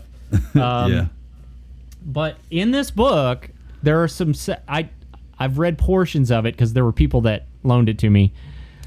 I don't even I can't even talk about it on this podcast. It's so racy, but there's stuff that went on that he talks about, like that went on before the shows, and he gets into a lot of personality issues and the breakup of the band, and it's a fascinating book. It's a really good book, which surprises me considering it was co-written by a rock star. Right, that's interesting. It's a good read. He did, like I said, he did mention it on that Rock and Roll Roadshow. I haven't had a chance to read it, and it's carrying 4.5 stars on Amazon, and it's been out since 2012. Well, didn't they just release a new album too? It is called, it's just also available on the LP that is available on Amazon. It's called The Space Between. That's Sammy. Yeah, you're talking about Sammy. Yeah. Sammy, yeah, and he played a couple of songs off that at the show that we saw, and they're really good too. So they're pretty relevant even today, in my opinion. So there you go. So let's. You've got something that I thought this is going to be a fantastic way to kind of cap this off. And I don't want to. You can. I'm just trying to give you just enough info that you know what I'm asking for without actually stepping on your toes here. Do you know? Yeah, we want to. Are we talking about the list of our top 5? Yeah. And let me get to this too, because I think I wanted to go only top 5, and here's why. And top 5 Van Halen albums. Well, there's really not that many. I mean, I could give you There's 11 albums total. Yeah, 11 or 12 how albums. many? I mean, we're not okay. So you can't count live stuff. This has to be mostly original material. Okay. Right. And I think it's 11, a total of 11, because Sammy had 4. 2, 3, 4, 5, 6, 7, 8, 9, 10, 11, 12. Yeah, but one of them's a compilation, though, right? Best of Both Worlds? Wasn't that like the greatest hits and Sam and Dave both cut? It's not in the... So here's what I'm looking at right now. I'm looking at their wiki page, which lists the discography. Yeah. It's Van Halen 2. Here, let me do this. Van Halen 2, yep. Women and Children First, Fair Warning, Diver Down, that's 5, 1984, right. 6, 5150, yep. OU 812, For Unlawful Carnal Knowledge. Sooner or later, I'm going to slip on that one and use the abbreviation. Balance was the 10th studio album, then Van Halen 3, then A Different Kind of Truth. Yeah, you got to count it, though. You got to count it. You do, yeah, I know. And again, let's go back to Gary Cherone real quick. Dude, sorry, man. Just wasn't the right time for you, Wish man. I had more than vocalist. Words for you, buddy, but... Right. That's great, man. That one flopped right out of the chute. But no, the reason why I chose 5 is because obviously there's more than 5 albums. But I think he had equally, obviously Dave had more material with him. But Sam had 4 albums out there, and so I figured, let's do 5. Yeah. Because then we're going to get down into your soul. Yes. Then we're going to really. That's right. We're going to find out. That's right. Find out where you're coming from. All so right. you ready? Now, I'm wait. going to give you mine. Now I need to ask you. So you need to think this through because this is important, and I want to make sure that I don't. You've made me self-conscious now because with this whole news thing and you keeping track of who goes first. If you go first in this, I go last. If I go first in this, you go last. So don't you want me to go first? Yes. Okay. I'm not trying to. I just want to make sure you. Yep. Okay. All right. I got you. Go ahead. Now that you've set that up, okay, I got this. Okay, so we're going. It's like David Letterman's countdown, right? We're starting at number 5 and going to 1, right? Number 5 and going up to number 1. All yes. Right. So, and I'm assuming because I know you and I know how you think, and I think a lot in the same. We're going to talk a little bit about why, right? We should, yes. Okay. All right. So I think it's fair. Number 5 for me. Let me pull the album up here. OU 812. This is my 5th. That's least your 5th favorite Van Halen album. Okay. Okay. So it was the second album with Sammy on it, but this one honestly doesn't have as much intellectual reasoning behind it for me as in terms of why I liked it. Look, man, it gave us Cabo Wabo, it gave us Finish What You Started, it gave us Black and Blue. Oh. And Sammy did, as a bonus hidden track, Apolitical Blues, which I thought was really cool with Eddie playing blues acoustic. Right. And that's a cover, but I don't know, man. I know When It's Love and all that. Yeah. But it was fun rock. Now, When It's Love, Eddie did a really cool keyboard sound effect trick that had not been done before. It's that echo thing that goes on when he hammers on the keys. And it sounds like almost like a drum click kind of thing. Right. So there was some innovation there. It was a really good quality in terms of the production quality of the album. Mm-hmm. And you have to remember, this is also when young Keith got his first CD player. So I was looking for albums that sounded great on that CD player, right? Digitally. That's I man, when the CD player came out, that was 1984. It was on tape. It was on cassette. Right. 5150. I don't think I later bought on disc, but I originally had it on tape. Yeah. So there you go. Well, I had early Van Halen albums on 8-track, man. So. All right. Well, so there's number 5. Okay. All right. So what's your number 5? My number 5. My number 5 is 1984. Believe it or not. Wow. Yes. Yep. Okay. Yep. For the same reason as the Van Halen brothers, the Dutch boys, got rid of Dave, I started to dislike him. And it was around that time when they released Jump and it became a number 1 hit. Myself and radio were not on the same page anymore. Okay. Now, this is an important point, and you've actually you've actually set me up for something here that you're thinking that I'm about to say. Okay. Right. So it's important that when we talk about this, and I know we're on the same page here. Wow, I don't think I've ever been this excited for a podcast. This is great. Okay. We're talking about an album here. Okay. Right. We're talking about the collective work. Jay's top 5 Van Halen albums. Okay, if you're the number 1 fan of Panama or Jump, I don't know why you would be of Jump, but Jump's a great. It was a great single for him, but it's not like the most groundbreaking Van Halen. Have you listened to the words? I mean, that's all. Okay, so but we're talking about albums in general, right? So yes, there were some big hits on 1984, but if you're just going to hang your hat on Jump, that's not an album choice, okay? That's correct. That's what you're doing here. You're saying this was not a great album choice for me. It was. It's number 5, but it's not like number 1. Right. So we're talking, just to clarify this for everyone, album collective works, right? Right. Okay. Collective works, yes. And just so for me, man, I felt like they were changing direction with that album.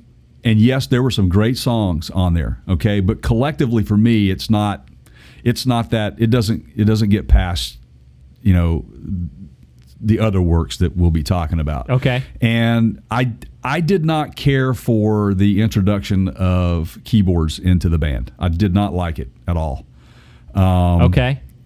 I mentioned Diver Down as one of my least favorite albums. There were some weird things going on there that I didn't care for. Big Bad Bill is Sweet William now? Yeah, man. That's their dad. Come on. That's their dad playing clarinet. How could you be so heartless?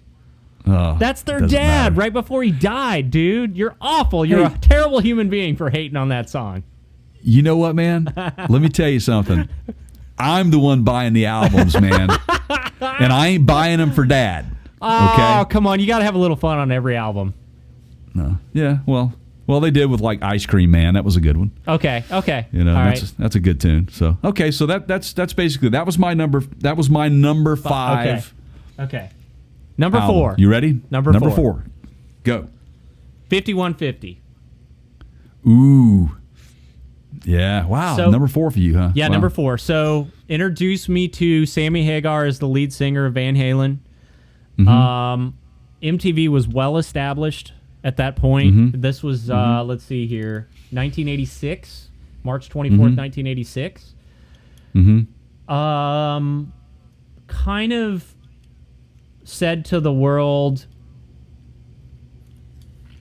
we're here as a rock force, and we're here as a band.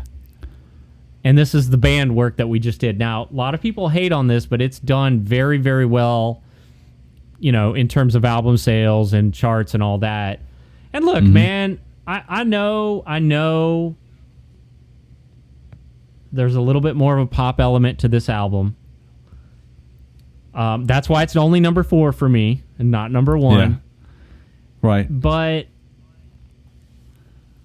there's some pretty driving...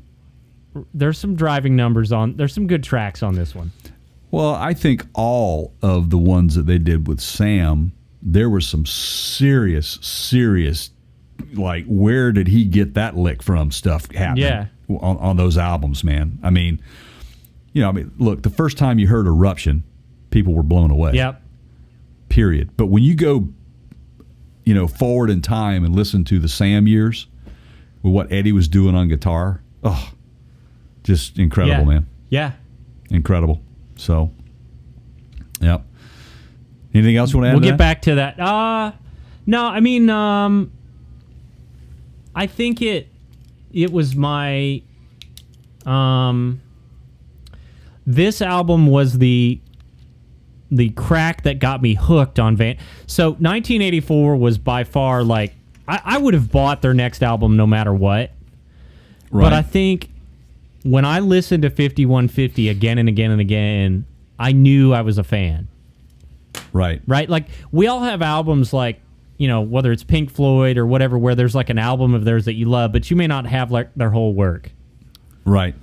I knew when I was done with 5150, I was like, yeah, I'm buying whatever they make for the next 3 albums. I'm buying it. Right. So there you go. There you go. Okay. All right. Well, are you ready for this? Yep.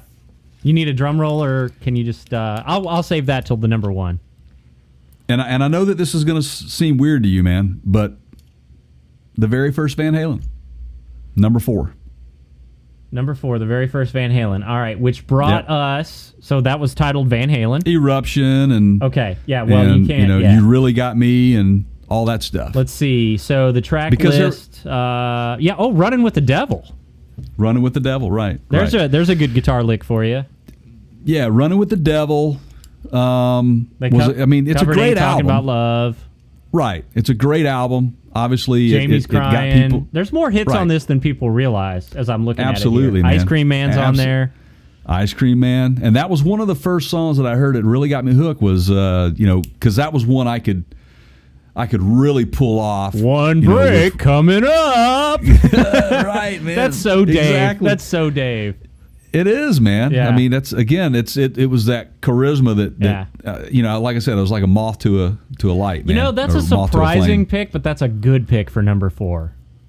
Yeah, well, for me it is because it catapulted them into the spotlight. Okay, now keep in mind they were supporting, I think, Black Sabbath the year that came out.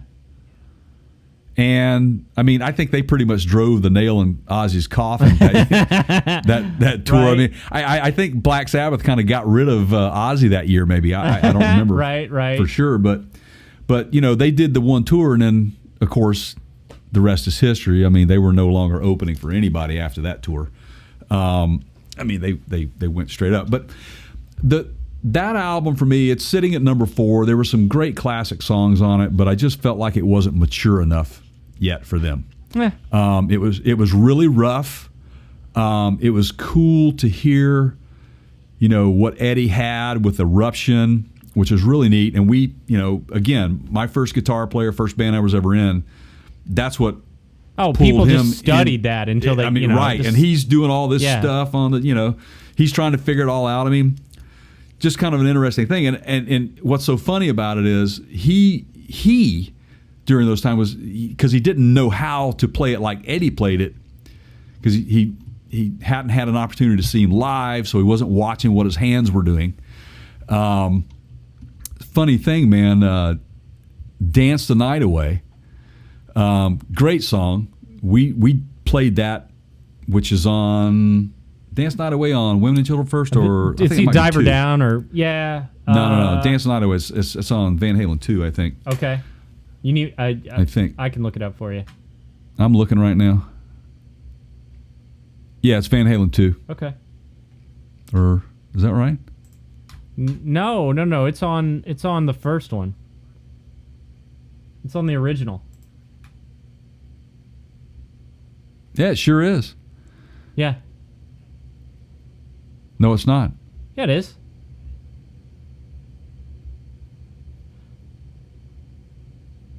Oh, you're right. No, it's not. Where is it? It's on Van Halen 2. Okay. Yeah, Dance the Night Away. It was a big hit for him. Anyway, it got a lot of radio airplay. But my guitar player learned how to play he would hit the strings with a spoon. Okay. To get it to, Now, right? Hang on to that. We're going to come back to that later in this countdown. Okay. That right there. So there. Okay. So there's there's my number 4, Van Halen 1. My first that was my introduction to Van Halen, but I wasn't like sold yet at that point with those guys. Okay. So, but it had some good hits. I mean, collectively, it's a great album. It deserves to be in the top 5. For some people, it may deserve to be a little higher on the list, but I've got there's a few others of mine that might surprise you. All right. So number 3 for me. Mm-hmm. Do you think do you even want to? I mean, like I'm not trying to. Is this predictable at all? Am I throwing you curves? Are these happening in kind of where you would expect them?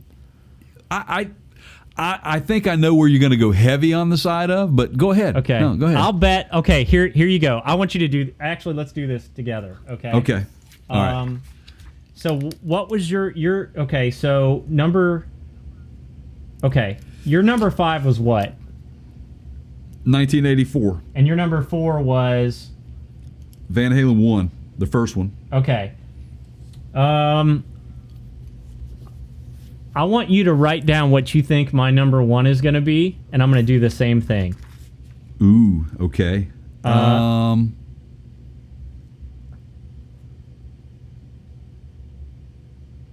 Okay. Okay. All right. I got it. All right. Now, Okay. my number 3, let me get back to that list, is 1984. Okay, wow. Okay. Okay, so here's my justification behind that. First of all, because it has numbers in the name of the album? It has numbers in the name of the album. No. This sucker was so revolutionary.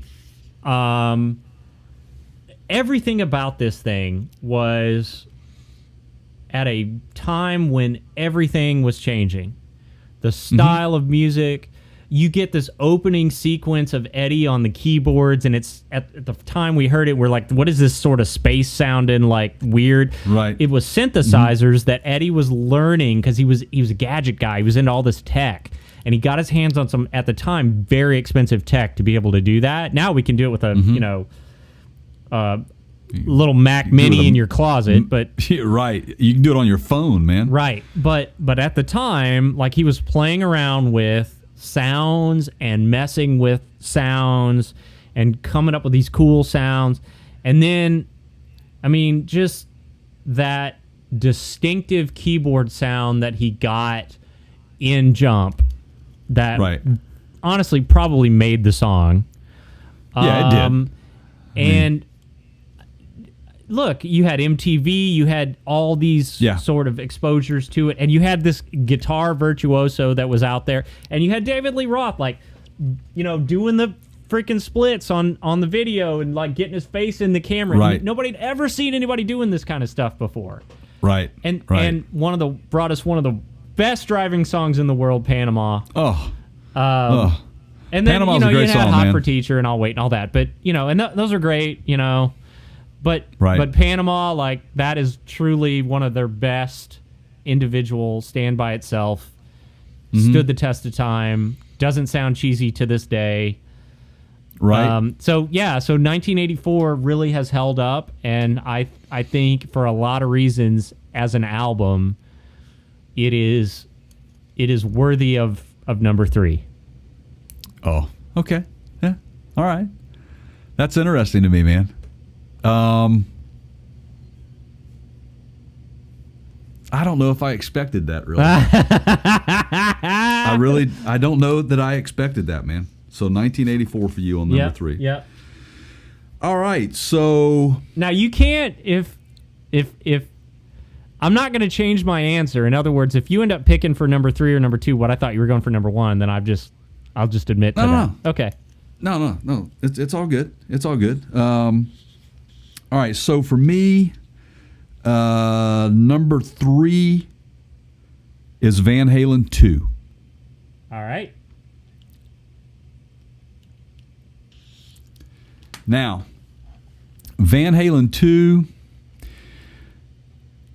one song on there specifically that Beautiful Girls was a great song. Do you remember Beautiful Girls? Oh, yeah. Great tune. I really like that. Dave doing a lot of his, like, squealing.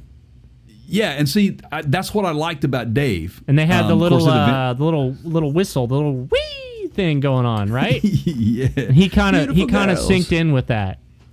Yeah, he did. But Dance the Night Away, I just have a love for that tune. It was, for me, it was one of the first really commercially acceptable, songs by those guys.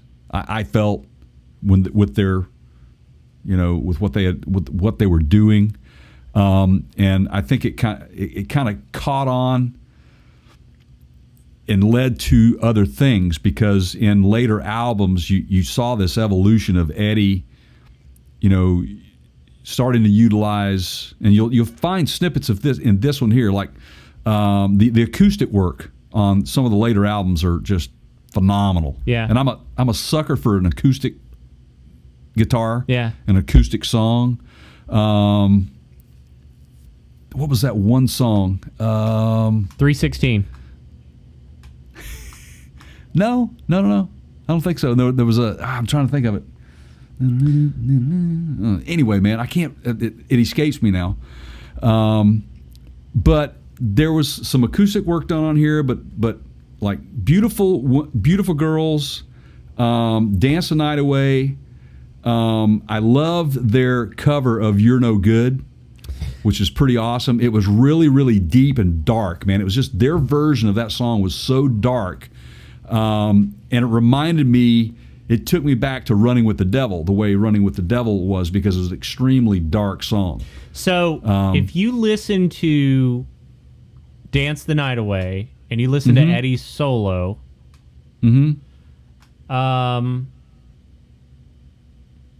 he really shows his hand of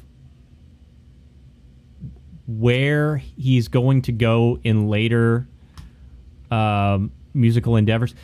So Eddie plays around a lot with fifths, difference between notes, fifths, and most of his, like, that chicken picking stuff that he does so fast that's amazing, and it's all based on fifths. And so he was heavily getting into that whole playing around with fifths during this album, especially on Dance the Night Away.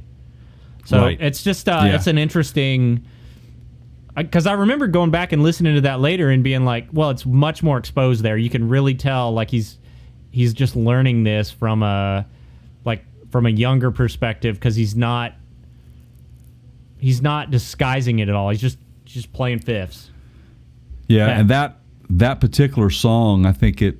Let me see if it will tell me. I know it made the Billboard. Yeah, it peaked at it. Dance Night Away was Van Halen's first top 20 U.S. hit, peaking at number 15, and the second song from their 1979 album. There you go. But Beautiful Girls, You're No Good.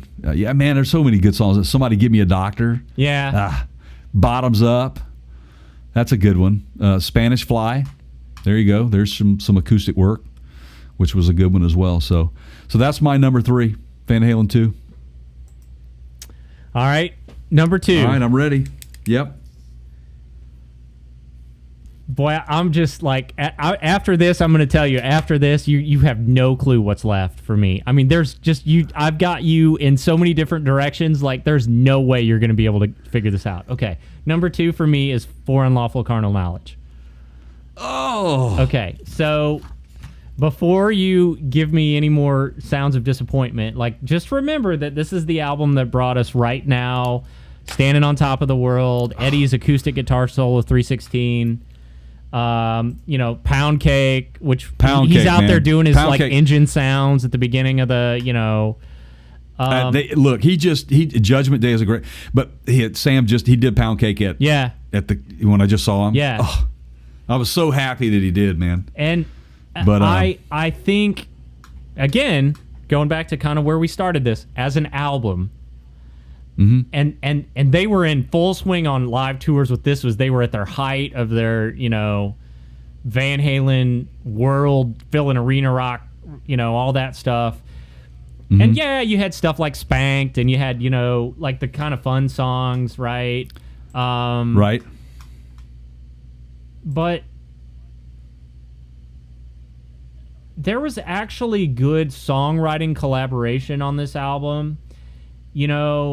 Sammy, there's a song called In and Out, which everybody thought about was about something other than it was. If you listen to the lyrics, It's actually them talking about how the birth and death process are the 2 most expensive things that you go through in your life, and what a con job that is. They got you coming in, they got you going out, right? Got you coming out, yeah. And I love the sound of that album. I loved everything that Eddie did, and Alex did some cool stuff on that album. And Sammy's vocals the range on some of those songs. And this, I'm going to read you this. This just goes to show you, like, critics, man. Rolling Stone's John Millward, this is on Wiki. Rolling Stone's John Millward rated the album 2 out of 5 stars, explaining that it's, quote, so stuffed with zigzagging guitars and blustery vocalists that it almost forgets to rock. Eddie Van Halen, who probably has more guitars than teeth, appends such a tackle box of hooks that they only start to surface after repeated listenings. Well, dude, isn't that what makes great music great? The more you listen to it. Right, exactly. Who are you? Those are all positives in my book, moron. Like, what? Who are you, freaking music critic? So I rest my case right there. There you go. Yeah. It was a great album, no doubt about it. I will agree with you on that, man. For you, anyway. All right, number 2 for you. Number 2 for me. Are you ready for this? Yeah. My number 2 album is Women and Children First. Okay, man, you're going right down the DLR, like you're going right down the DLR. You should do an Interpreting the Masters Volume 2 for. No, wait, somebody's already done that. Okay. No, but I mean, who didn't like And the Cradle Will Rock, man? Have you seen Junior's Grades? I mean, that whole line, and Eddie with the pick on the string, everything about that album was just hard rock, and everybody wants some. Let's talk about that thing on the string. Okay, so there is a. I don't want to derail you, but I want to mention this because this is a recurring theme in this conversation, and I'm going to hammer this home here in just a minute. But what he is doing is basically modernism. See, Eddie, people don't realize this about Eddie. Eddie is a neoclassicist. Eddie was classically trained, I think, by their father. He learned by listening to... he named his kid Wolfgang. What other evidence do you need than that, right? Right. That he's drawing from the historical greats of hundreds of years ago. And so the stuff that he's doing where he's dragging picks on strings or dropping things on other things, that's actually something that is very common in modernism, and that's actually a very intellectual music, very educated musician's way of getting interest. He's doing new things, right? He's pushing the envelope, like things that we're fans of, right? Right. He understands the instrument. So that you're he's working pointing with. to things in this album that he's been doing, because this was 1980. He was doing almost from the very beginning, right? Right. Everything that Eddie did, in my opinion, it kind of, I wouldn't say it got old hat at some point. For me, I think it kind of did. But, thank goodness for Sam coming along, because then to me, I don't know, with Sam, it just sounded different to me. It sounded better engineered and had to. They had to do something, right? Yeah, it was a different animal, man. And so yeah, but for me, okay, so I'm a sucker I love punk rock. I love punk music, man. Okay, I really do. And so, one song on here that just kind of had that feel to me was Loss of Control. And that was one of those songs, and I really loved Take Your Whiskey Home. And then they follow it up with Could This Be Magic? And then they go into In a Simple Rhyme. In a Simple Rhyme, man, I could. It's one of those songs that it's so well orchestrated. Everything about that song was just so perfect. The harmonies and everything they were doing, and the outro to the song was just beautiful. I loved it, man. It was just a great album. So, what I am seeing here, though, I had no idea of this hidden track that was on there. Growth. Yeah. The album contains a track at the end of In a Simple Rhyme, a brief instrumental piece entitled Growth, which begins at 4 minutes and 19 seconds. It was let's see. At the time, the band was toying with the idea of starting what would become the next album, Fair Warning, with a continuation of Growth, but this did not occur. Right. Growth was a staple of the band's live shows with Roth and often used as a start of their encores. Yeah. Several outtakes from these sessions exist, including an unreleased instrumental often referred to as Act Like It Hurts, which was the title Eddie Van Halen originally wanted for Tora. Yeah. Okay. So check it out. And it says also provided a riff for House of Pain. It was released on 84. Did you just say that? No. Okay.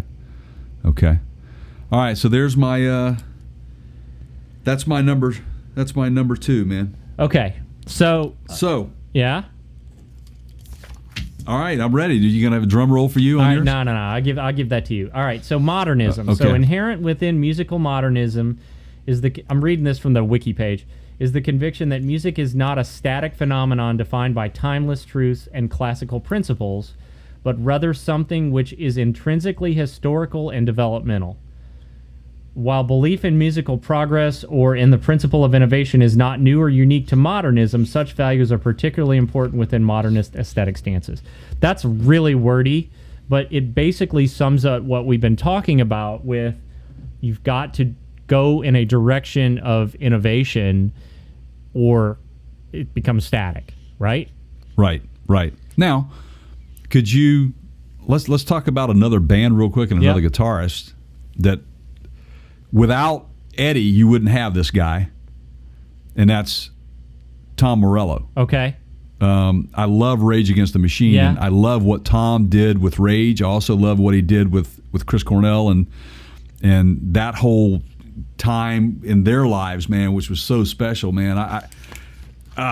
Anyway, so without Eddie, you wouldn't have that guy. I don't think that he would be playing the way he plays without that.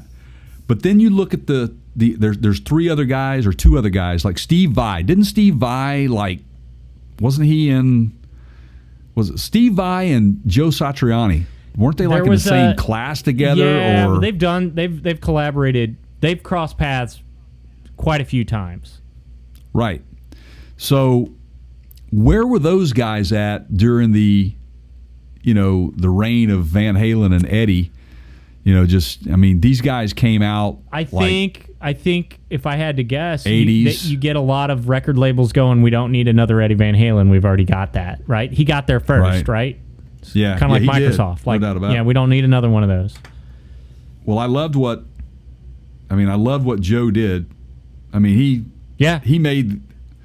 Who puts out an instrumental hard rocking album and just gets away with it? This with dude Silver didn't just Surfer do one. on the cover.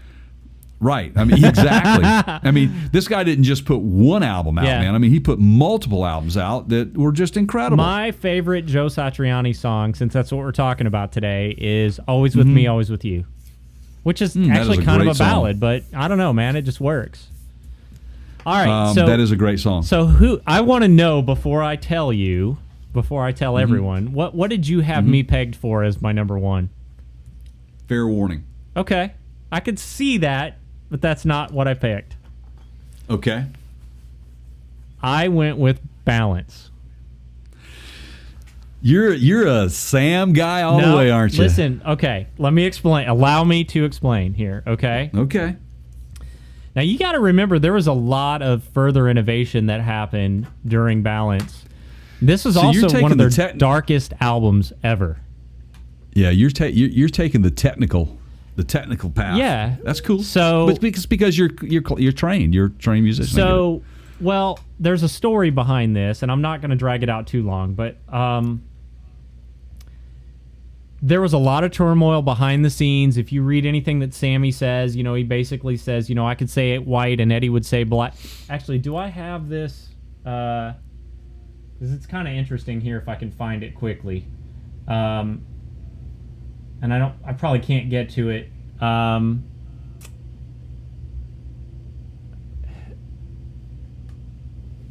There was a lot of fighting going on. There was a lot of disputes after over direction and sound, and let's see if I can get Sammy's quote. But he basically, he just said, like, I would say I want to do black, and Eddie would say I want to do white. And then Sammy would go, okay, well, let's do white. And Eddie'd go, well, now, wait a minute. I don't think I like white. I like black better. And that just, you know, according to Sammy, that just went on for the whole album. But just from the very, like, the album cover, the two Siamese twins on the album cover sitting on a teeter-totter. It's Eddie and Alex, and just the whole, like, just everything about this album. Like, there is just, I mean, you want to talk about modernism. Like, that whole thing with Strung Out, the song where Eddie's just dropping stuff on piano strings, and it's making all these crazy sounds, and then you get into like, just the, like, this was rock, man. Like the Seventh Seal, and, you know, Don't Tell Me What Love Can Do, and Aftershock, and Doing Time, and then the Feelin' song at the end, where, you know, it's a little bit telling, you know, if you kind of listen to the words about what's coming. And I mean, that's like all of them, even though they hated each other, like, that's some of their best work collectively. So during this time, I was in a transition, and I was being fed spoonfuls of poo by, or so I thought at the time, by my music teachers, and I just hated it, man. I had professors that would play Drop the Needle and make me listen to all these songs and be able to identify what it was in a few seconds, and I just had this attitude of, you know, what good is this, and what is this ever gonna, I don't want to play this stuff, man. I don't care about this stuff. Nobody listens to this stuff anymore. It's worthless to me. You know, to quote Sting, history will teach us nothing, right? Like, I just hated everything about all these classical courses and the training that I was receiving. And then this comes out. And I'm listening to this, and there's all this stuff going on in this album that's exactly what's going on in some of this stuff that I'm being made to listen to by old guys. It's just that it's an electric guitar instead of a violin, but like, I could recognize it's exactly the same. And it sort of brought me back to, it saved me from this path of, like, just turning my back on music forever, because it was proof to me that somebody in popular culture could go out and release a rock album that still drew from elements of all that stuff that I thought I hated. Interesting, man. You know, and the more you listen to this, and it has held its own over time. Like, if you, it did really well on the album charts. You know, I'm not saying it didn't do well, but it didn't. People don't talk about it. But if you go back and you listen to this album today, it will become one of your favorite albums for the next, like, month. Well, I got my iPod queued up right now, man. So like, I have every Van Halen album. I mean, there is just now. Released, just don't. So. Here's the thing, though. Listen to it like you're just listening to a new rock band, and forget it's Van Halen. And I think you'll be impressed. You'll be like, wow, this is going with an open mind. This is a good new band. You know, who's this band? It's been a while. Yeah. It's been a while, man. It was one of those ones where, you know, just because I was a Van Halen fan, I was buying them. It's also the album where Eddie cut his hair and showed up in the work shirts that we wear. I remembered the haircut and the work shirts. He had the mechanic work shirts on. That's right, yes. So I got all kinds of reasons to love this as my number one. Okay. But yeah, all there you go. That's my story, and I'm sticking to it. All right, so what'd you have me pegged for on number one? I had you at Van Halen 2, which you picked a long time back. So I was way wrong on that. Okay. My all-time favorite. Here, you can't hear this, but you're getting the drum roll. Okay, well, my all-time favorite Van Halen album of all time is Fair Warning. I did not see that coming. Yep. Fair Warning. It is one of the hardest driving ones. I think it's got the lowest sales of any of their albums. It did not, you know, the critics were not a fan of it. I mean, it did mildly it interesting, get some positive, according to the Village Voice. Yeah. Well, the album was listed by Esquire as one of the 75 albums every man should own. So that's part of that as well. But it had, Mean Street, man, Unchained, yeah. You talk about a song to put in your tape deck, riding down the highway. There you go, man. That'll get you jumping. Yeah. I just kind of felt, So This Is Love, Push Comes to Shove, Hear About It Later, Sinner's Swing. That was an interesting song for me, and I really liked it. But you got to understand too, man. I just liked Dave's vocals, man. I loved what he did. I liked him messing around on songs, and it was pretty sloppy in that regard. But I felt like Eddie's guitars were so much deeper and richer. The guitar work on that was so much deeper and richer than any of the other ones that previously is an I album had listened to. A collaboration more so than it is an effort to put out a hit single. As they didn't have a lot of hit singles off of it, but that was a body of work for sure. Right, and it is my understanding too that album is actually one of the going through that whole process of recording that thing was somewhat of the catalyst to kind of push Dave on out the door too, because there was a lot of things going on behind the scenes that Dave was becoming so full of himself that as if he wasn't already, but right. And then of course 1984 comes along, but if you listen to what is it, Sunday Afternoon in the Park, that's got some interesting keyboards in it.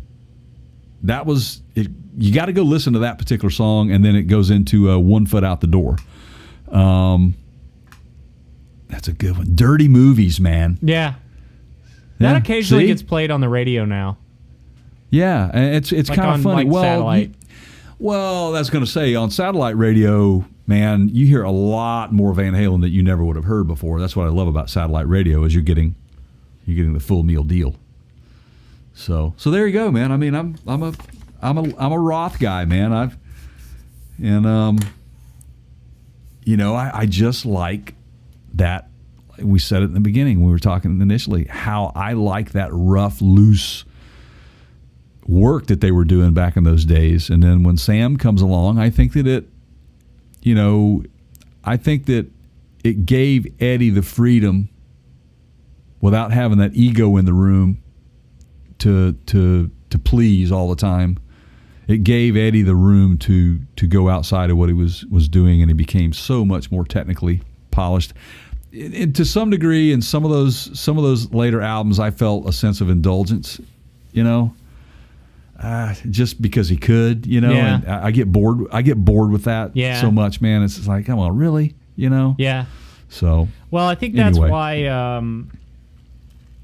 when you start talking about the later stuff, Eddie's just kind of playing Eddie. He's not really. He's just doing what people expect, I guess, instead of right. Yeah. Pushing the envelope a little bit. Like when I say later stuff, I'm talking about like that. What was it, Van Halen 3 with Gary Sharon, or and I loved A Different Kind of Truth, but that was Eddie playing Eddie. Ed Michael Anthony wasn't on that album, so yeah. Yeah, Michael Anthony wasn't on the album, but it was, like you said, it was met with, people liked it just because it was, it was Van Halen, a reunion. And they it was a reunion, and it worked. It sounded okay, but I don't know if a lot of people realize this or not, but most of the songs, if not all the songs on there, were like rehashed old tracks, man. Yeah. And so it was nothing new. I think I heard him saying that some of that stuff dates back to like the Van Halen when Roth was originally with them. Yeah. Some of that stuff dates back. So, but there's some great songs on there. I liked Bullet Head is a really good song on that album, and then Honey Baby Sweetie Doll, which is a good one as well. The whole album's good. Yeah, it's not bad. But for me, I'll say this. I'll be perfectly honest with you. I hope that there is never another David Lee Roth Van Halen reunion. Yeah. Because I don't need it. He would I think he would embarrass himself. Yeah. I really do. And I think it would be hard for Van Halen fans to accept that. I mean, he just doesn't possess what it takes to be that guy. Now, Sam, like I said, he's still relevant. I mean, you go watch Sam today, doing his own thing. Look, I mean, Michael great. Jordan. I mean, you don't want Michael Jordan coming back to play basketball or baseball. And there's you go out at the top of your game, right? That's it. And when will that happen for Steven Tyler? Good Lord, man. That guy, I don't know where he gets it from. Just amazing. Well, I think that the plan is that his daughter, Liv, who he's starting to look more and more like, is just going to take his place because she'll be able to hit the same vocal range. And they'll never tell you, though. She'll just, like, when she gets to be about 10 years older, she'll start to look like him more and more. Right. And then they'll just do a little swapperoo, and we'll have better CGI at that time, and you'll never know. The band will just continue. Stay tuned for the next podcast. Yeah. Where's Steven Tyler? All right, you want to do our drawing? Yeah, let's do the drawing. What do you got? Yep.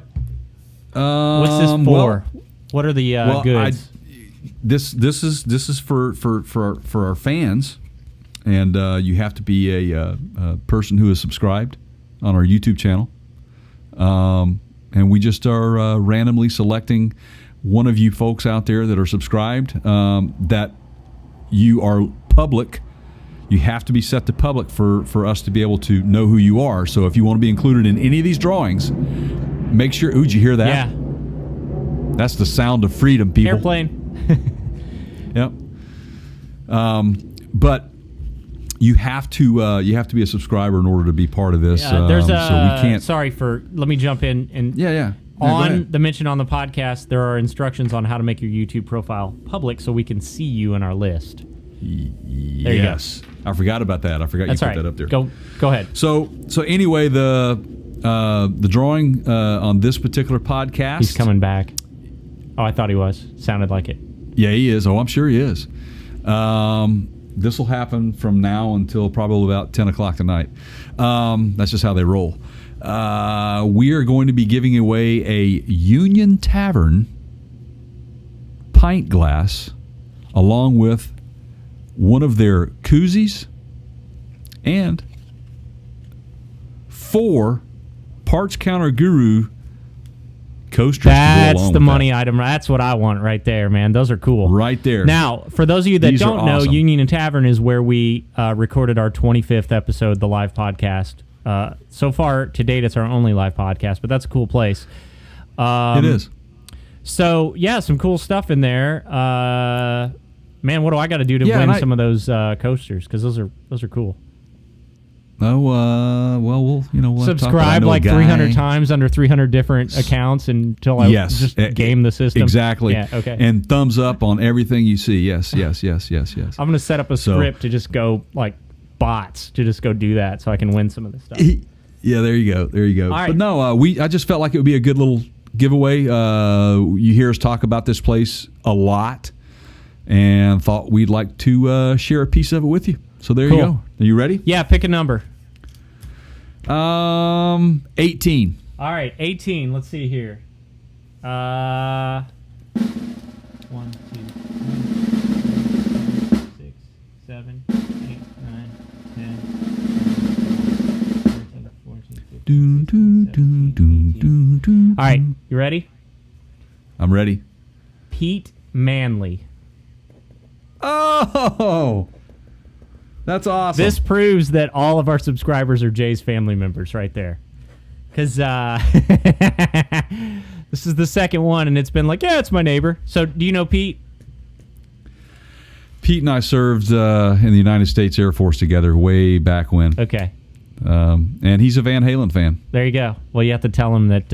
I actually think he's the Sammy Halen guy. So, no, Pete's a great guy. He had a long career.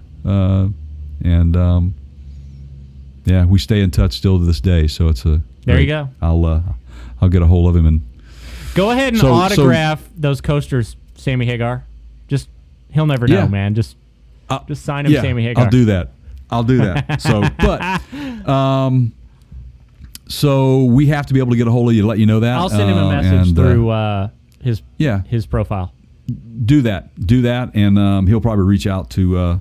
Hopefully he'll reach out to you or me. I'll give him your info. We'll get these things. But he can. I'll talk to you too, Pete. Really I'm well. just, Yeah. Hey, Pete. How's it going, buddy? All right. So thanks for your support.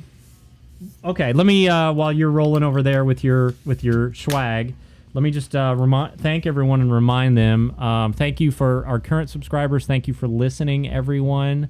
If you are not yet subscribed, please consider doing that. Go to our YouTube page, which you can find by searching for The Parts Counter Gurus on YouTube. Your profile has to be public if you want to win any of this cool stuff that we give away. Let's see. You can find more about us on our website at partscounterguru.com.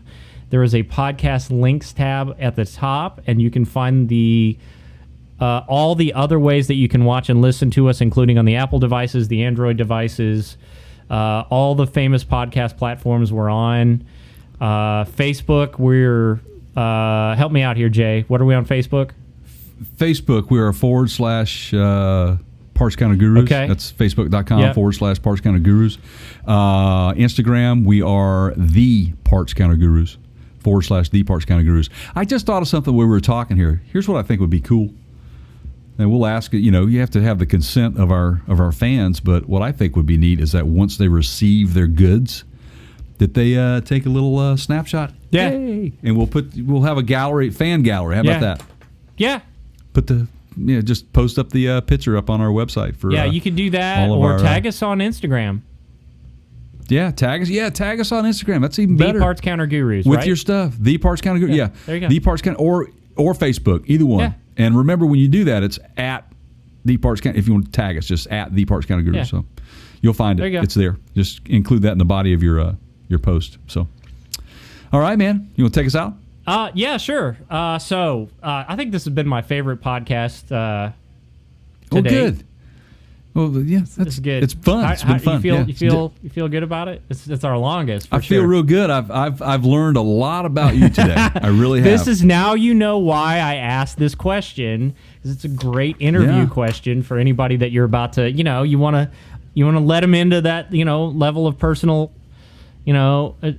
circle there. You got to know, man. You got to know. You got to qualify them. So, well, I have to give you props because you came to the table, man, with the weaponry.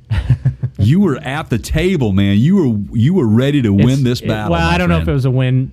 Remember, it's not. I'm not looking for a right answer, right? You just have to be able to explain which you did, sharing our thoughts. Which you did, and well, I don't, Look, this is from years of having this discussion. I just, regurgitate the stuff that, All right. So until next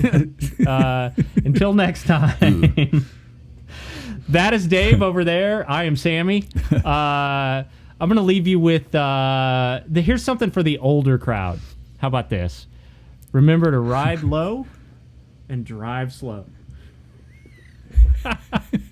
See you, everybody. Thanks for watching and listening. See ya.